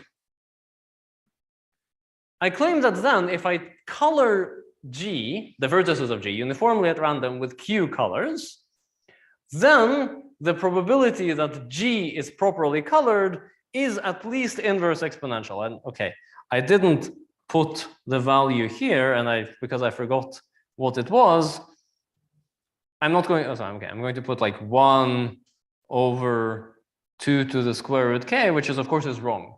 So this value is not correct, but the correct value is further down in the slide. We're going to find them and then we're just going to copy them back up here. But think roughly 1 over 2 to the square root k. Yeah, okay, big O is fine. Okay, so, you know, what are we trying to do? We're saying if G is a graph with k edges, I let Q be square root k colors, square root of 2k times too many colors, and then I color G uniformly at random with Q colors. What is the probability? Can I give some lower bound on the probability of Q being properly colored? Okay, let's just start proving the lemma, and then when we're done proving the lemma, we'll find out what this lower bound is. So the first claim is that if G has k edges, then it has at least one vertex of degree at most square root of 2k. Yeah. And this is actually fairly easy. Well, if all of the vertices have degree at least square root of 2k, then there are at least square root of 2k vertices. Because there is at least one vertex, he has degree square root of 2k. Each one of those vertices are vertices, so there is square root 2k of them.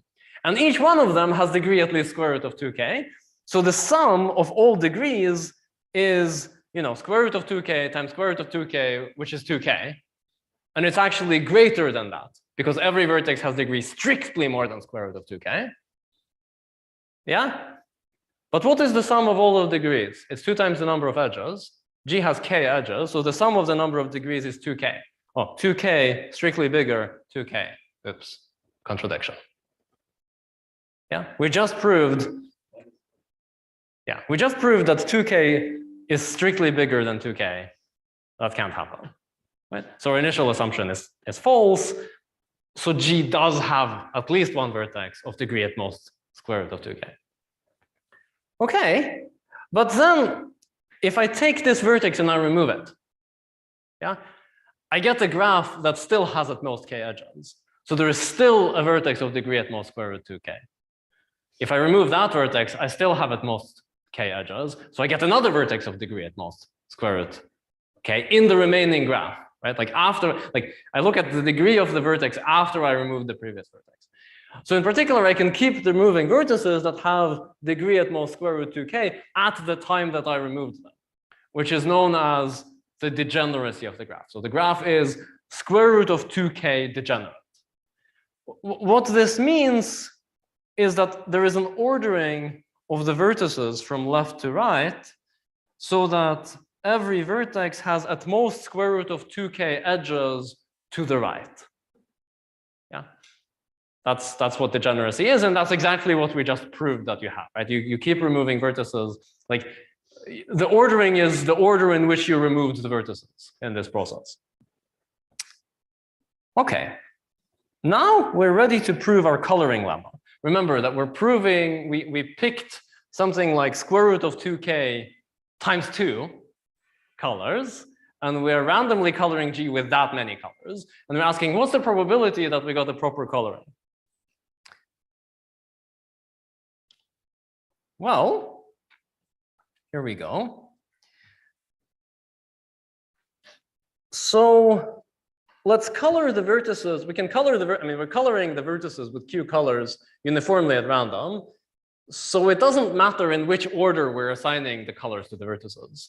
So let's assign them in order backwards in the degeneracy ordering. So as you take the last vertex in the degeneracy ordering, you assign it a color, second to last, you assign it a color, and so on. And when you assign the color to the vertex, you ask, is there an edge that is a forward edge from this vertex that now gets the same colored endpoint? Yeah. And if that never happens, then you properly colored your graph. Yeah, because every edge is a forward edge for one of its two endpoints. Okay, so now I'm asking, well, if I'm coloring this vertex, what's the probability that I get the same color as one of my forward neighbors? Yeah. Well, if I have DI for forward neighbors, then there is at most DI colors in my forward neighborhood that I shouldn't be using, and I have Q colors that I can pick from. So the probability that I picked a good color is 1 minus di over Q. Yeah. This leads us to this observation that these di's are a good thing to look at, like the number of forward neighbors for every vertex, because what is the sum of all of the di's?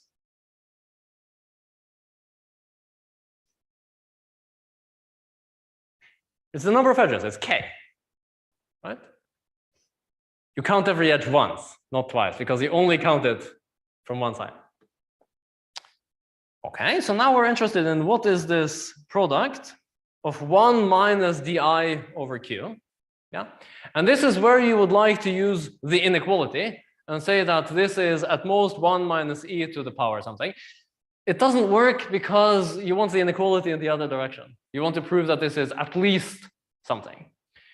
But there is this thing of, like 1 minus x tends to e minus x when x is small enough.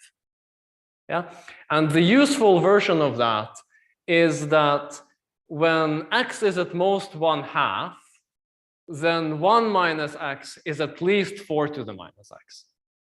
You can just believe, you can believe this to be like a useful version of the statement that 1 minus x tends to e to the minus x as x tends to 0. The useful variant of that is if x is less than or equal to 1/2, then 1 minus x is greater or equal to 4 to the minus x. This is an inequality that I actually go around and remember because it's remarkably useful. Just like the 1 minus x is less than or equal to e minus x, the one in the opposite direction is the 4 version. Because this is now at least 4 to the minus di over q. And why do you use these inequalities is to turn products into sums in the exponent. Because we already analyzed what the sum of the di's is. The sum of the di's is nothing but k. So we get 4 to the power minus k over q, and q is 2 times 2 square root k. So this ends up being 4 to the minus k over 2 square root k, which simplifies to 1 over 2 to the power square root k over 2. Okay, 1 over 2 to the square root k over 2. Let me see. I got it almost right.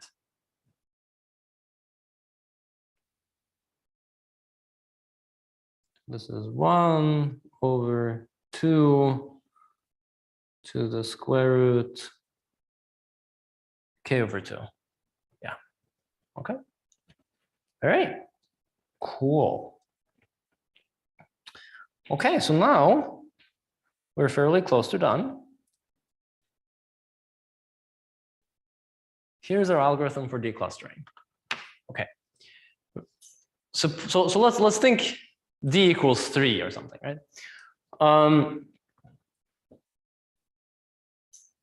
I want to so remember what is my problem? I have an input graph G and the budget K, and I can flip K pair. I can flip K non-edges to edges or edges to non-edges so that the resulting graph becomes a disjoint union of D cliques. This is my job. I want to apply my coloring lemma to a graph on K edges. Any suggestion on what graph on K edges I should apply it to?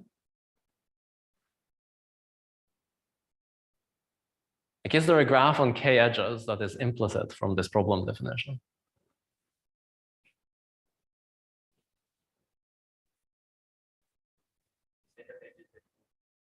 It's the set of edges that I want to flip, yeah? Like the set of edges that I want to change. That's precisely K edges right there.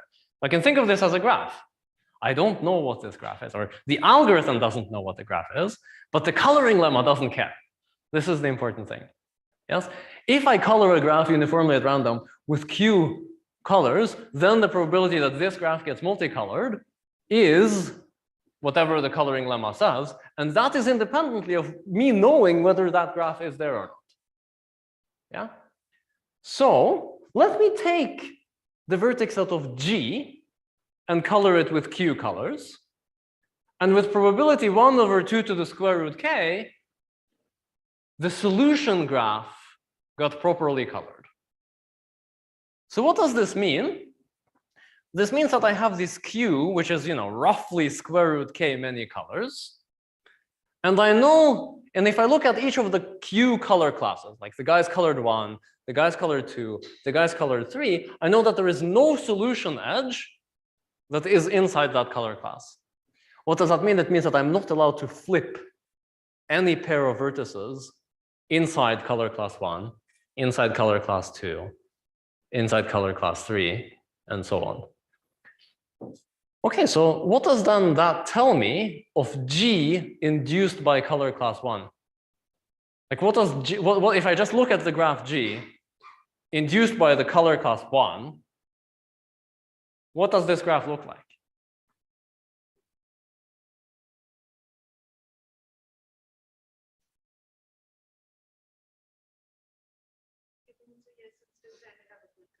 Assuming that it is a yes instance and it has a good coloring, yes. It is already not necessarily one click, but it's already, you're close.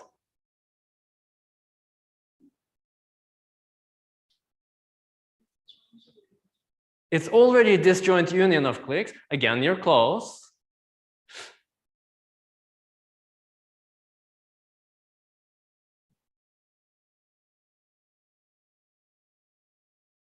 What are we trying to find? We're trying to make G a disjoint union of at most d clicks, or of exactly d clicks. So what can we say about the color class? So can the color class be, it is a disjoint union of clicks, but can it be less than d clicks?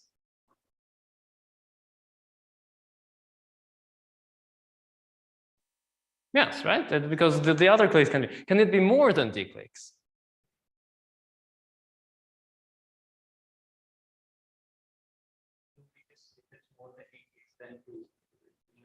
There should be a solution.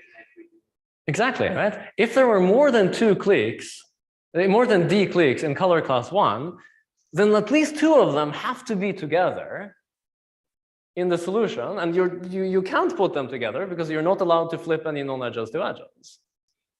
Yeah, inside the color class 1. So color class 1 is the union of at most d clicks. Color class 2 is the union of at most d clicks, and so on and so forth. Yes? Okay, now let's look at a clique in the union, in this union. I claim that all of the vertices of that clique must go to the same clique together in the solution finally. Like you're not allowed to break them apart. Of course you can't, because if you broke them apart, you would have to turn an edge into a non-edge, and they're all inside color class 1, and you're not allowed to flip that edge. Yeah? So if I have a clique inside color class 1, it has to go in the same cluster in my final solution. Okay, so that means I just have to make a decision for each clique in each color class into which solution cluster it goes to. And that's all we need to do, because how many, if I just count how many cliques in color classes I have, how many are there?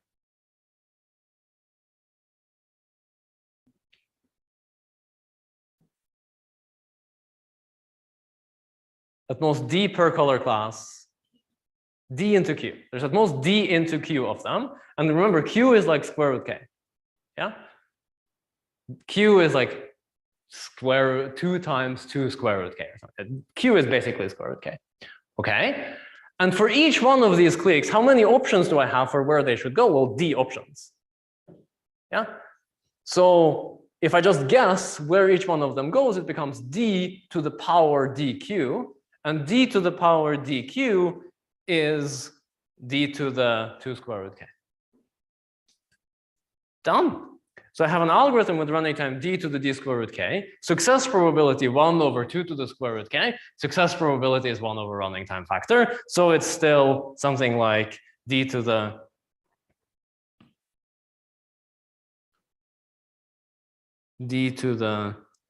d square root 2k times 2 to the square root k over 2. The first factor is the dominating one, times Boolean.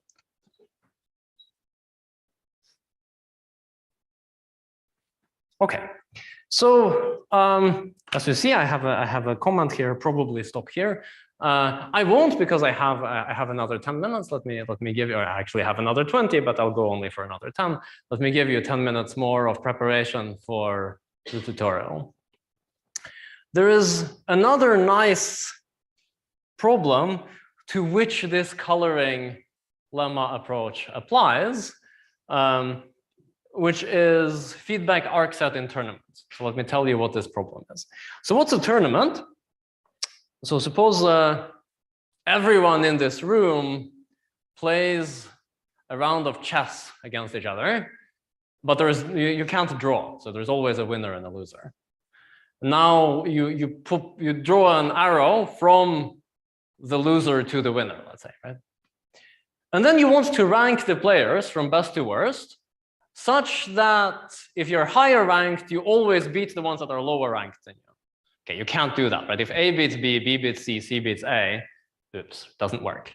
Okay, let's try to find a ranking that minimizes the number of arrows in the wrong direction. Yeah, this is the same as saying what is the minimum number of arrows I need to delete so that the graph becomes acyclic, which is equivalent to saying how many edges do I need to reverse so that the graph becomes acyclic, just because of topological ordering property of acyclic graphs. So yeah, this is what I'm saying. This problem actually is also NP complete. Sad news. But okay, what about a solution of size at most k? In the tutorial, I'm going to ask you to apply the coloring lemma and give an algorithm with running time n to the square root k, roughly, n to the big O of square root k for this problem. But we want an FPT algorithm, right? We want k out of the exponent of n. You want to have k to the square root k algorithm. So what I'm going to do now is I'm going to show you how to reduce n to k squared. Yeah, because then n to the square root k is k squared to the square root k, and that's k to the 2 square root k. This is one of those things that are surprising here. Right? Like if you have an algorithm with running time n to the square root k, and you also know that n is at most k to the 1000, yeah? Is this still a sub-exponential algorithm? Yes, it is, because n to the square root k is at most k to the 1000 to the square root k, which is k to the 1000 square root k. We can put a big O in the exponent, yeah? So this is k to the big O of square root k. We got rid of the 1000. So in particular, notice that, okay, the form of the exponent, yes, doesn't change depending on whether n is k or k to the 1000. I don't care about the constant in the exponent. I told you yesterday that you should care about it. But if you're improving, 3 to the k to 3 to the 1000, like 3 to the k isn't down to 3 to the 1000 square root k is an improvement, at least in theory, right? I mean, for sufficiently large values of k.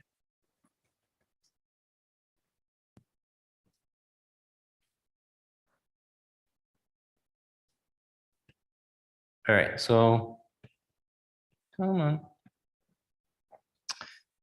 Okay, so here's this problem. Here is a simple reduction rule. Suppose I have a vertex V with the property that there is no edge that goes from the out neighborhood of V to the in neighborhood of V. So n plus is the vertices that have edges from V, and minus are the vertices that have edges into V. And here's the thing, and like this is the thing that is always hard to remember but important in tournaments, and that is that V, n plus, and n minus are actually a partition of the vertex set of determinant. It's everyone. Like every vertex is either in the out neighborhood or the in neighborhood because there's an edge between every pair, right? So if there is no edge that goes in the wrong direction, from the out neighborhood to the in neighborhood, all edges are the way they're drawn on the screen from left to right, then notice I can rank n minus in some way, then put v, then rank n plus, and all the edges that go in the wrong direction are between n minus vertices and between n plus vertices. Right? There's no bad edges across. So these are completely two independent subproblems. I can get rid of v and not ever think about them again. So if a vertex v has this property that there is no edge from n plus to n minus, you can just get rid of it and nothing changed. Now here's another one. If I have a budget for flipping k edges, and I have some edge that appears in k+1 directed triangles, yeah, then I claim that I should reverse or delete that edge. Since deleting is the same as reversing, and reversing keeps the graph a tournament, it's nicer to reverse than delete. Okay, why is that? Well, just look at the picture. If I don't reverse this edge, yeah, then I have k+1 disjoint, effectively disjoint triangle. Right? I have k+1 disjoint pairs such that in each one of those pairs, I need to delete at least one edge. Yeah, but if I only have a budget of k to delete, there will be one of them that survives, and then here's my triangle. And now at least one of these edges goes in the wrong direction. The only thing that's left is to show that if I have a yes instance, so if there exists a solution of size at most k, and none of these two reduction rule applies, then the number of vertices is already at most 2k plus k squared. If it's more than that, I can instantly throw up my hands and say, no, I'm out of budget. But if the two reduction rules don't apply and I have too many vertices, I can immediately say this is a no instance. Why is that? Well, suppose it was a yes instance, right? So there are some 2k edges that I can reverse and make my tournament acyclic. There's 2k endpoints of them. There's at most 2k vertices that are endpoints of those edges. That's where the 2k and the 2k plus k squared comes from. Yeah. Now look at the other vertices. Well, there's at least k squared of them, and that graph is acyclic. Right? Now I claim that, well, each one of these vertices, let's say this vertex, has the property that there must be an edge from n plus to n minus. Yeah. But that edge closes a triangle, right? The edge from n plus to n minus must close a triangle. So that edge better be one of these red edges inside S that I drew, right? That edge better be something that looks like this, where you have this and then coming back. Yeah? But that means I can charge this vertex, like this vertex closes a triangle with that edge. If I have more than k squared vertices, each one charges a solution edge. If I have more than k squared vertices, at least one solution edge got charged at least k times, or more than k times. But then that guy should have been reversed because he appears in at least k+1 disjoint triangles. Yeah. Like look at the guys who got charged to you. That's precisely a set of disjoint triangles. And that concludes the proof of the reduction down to k squared vertices. When we reconvene, you'll get to use this together with coloring lemma to get the k to the square root k algorithm for this problem. Thank you.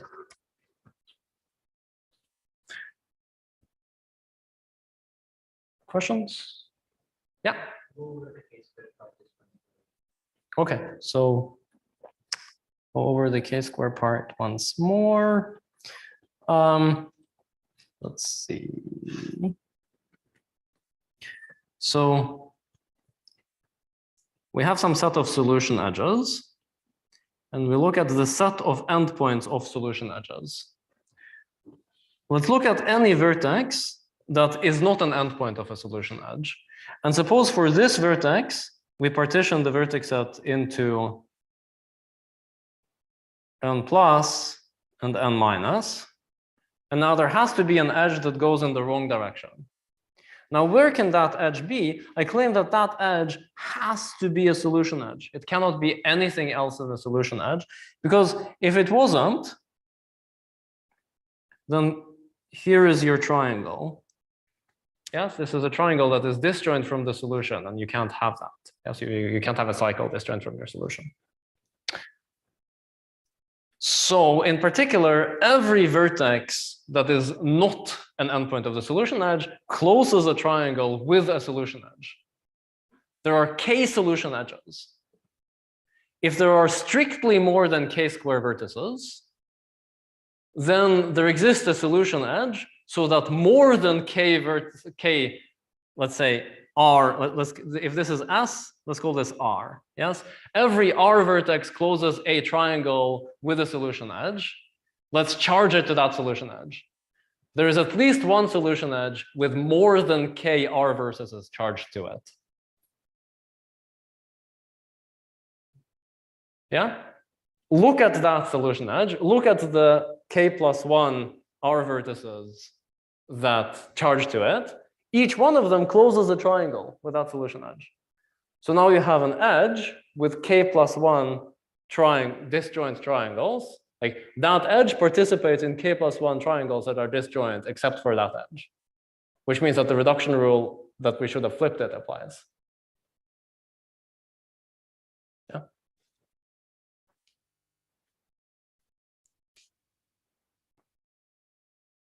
Yep.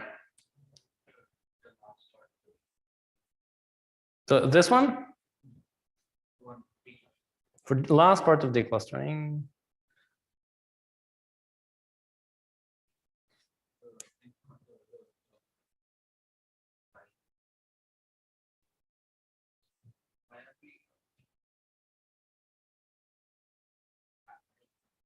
So why is each color class already a union of at most d cliques?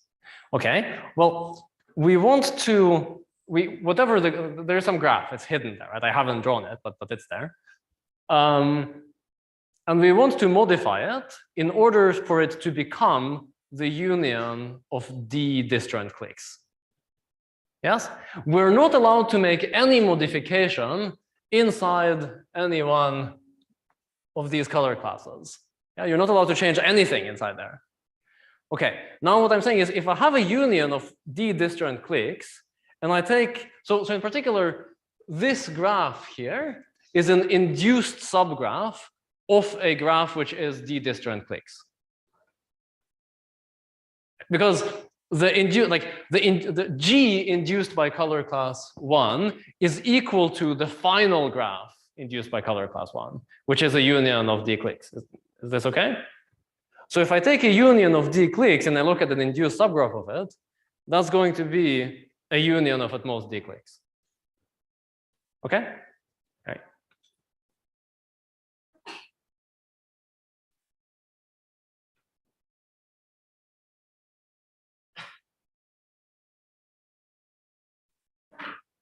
Okay, so I think now we can take our questions offline and Somebody wants to request for if the K path name also works for K cycle, and I said we might do that in the tutorial, but we want to go further. the answer is yes, and we'll do it in the tutorial. Yes.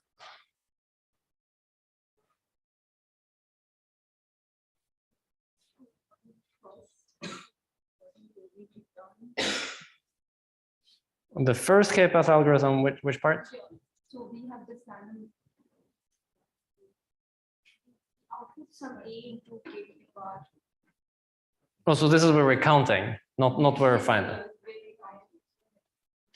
This one. Yes. How did we relate? I think this is something expectation of constant constant comes out when we take the expectation of random variable. How did we relate it later when we are finding out the expectation of A? So the question was, where did this k to the k divided by k factorial times 1 over k factor come from? And it comes from the following. We prove that the expectation of k path, we prove that A is a random variable whose expectation is the answer we're looking for, namely the number of k paths, times k factorial over k to the k times t. Now, in particular, the expectation of A is the correct answer times some junk. So if we take what we're returning and multiplying it by 1 over the junk, then the expected value of what we're outputting will be the correct answer times junk times 1 over junk equals correct answer. Yeah?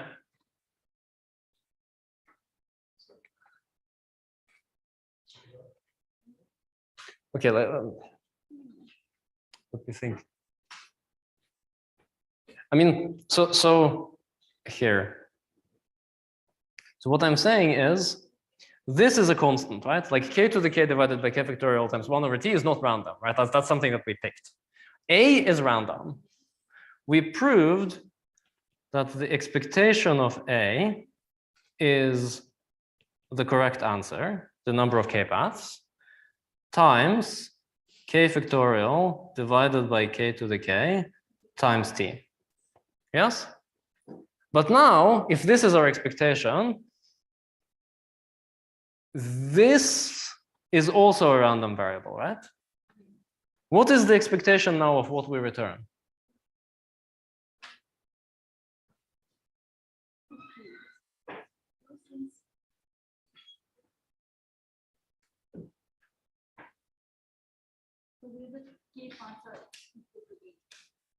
No, so this is the thing that it's, so I'm saying set B to be A times k to the k over k factorial times 1 over t, and I ask what is the expectation of B?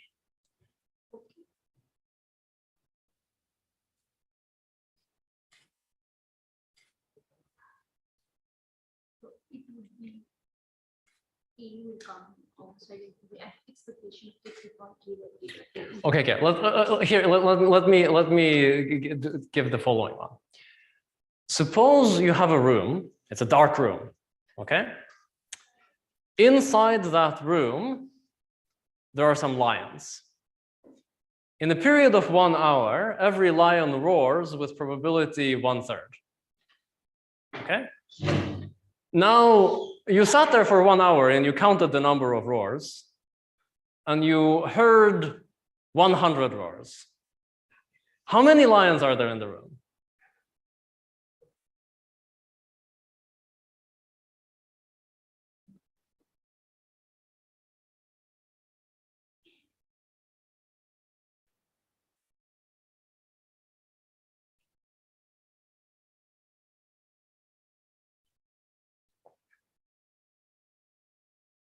Yeah, okay, it's hard to blank when we're doing the back and forth. So let's do this offline.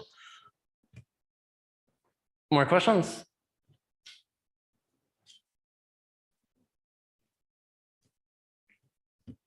All right, thanks.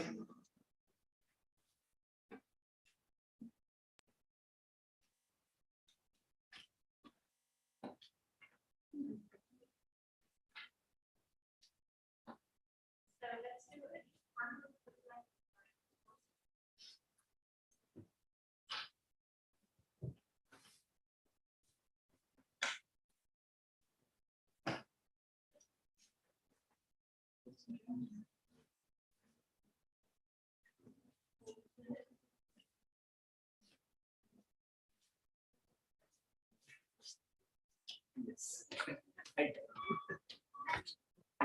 What?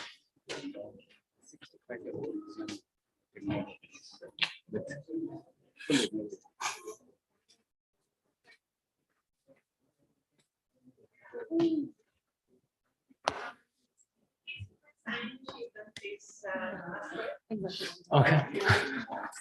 No, no. Yeah, his expectation A will be some value, but it will be by the other values, and we're left with a number of K paths. Yes, exactly. Yes. So it's Yeah.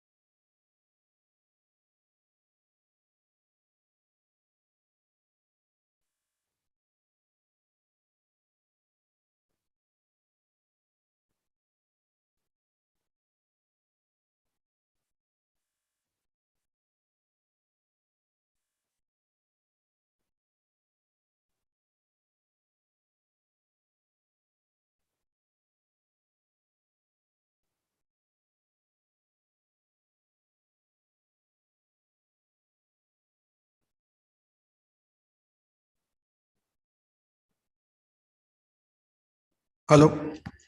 Hi, people on Zoom. I'm going to take a group photo. So I request you all to please smile virtually. So we will be the part of the same. Yeah, thank you.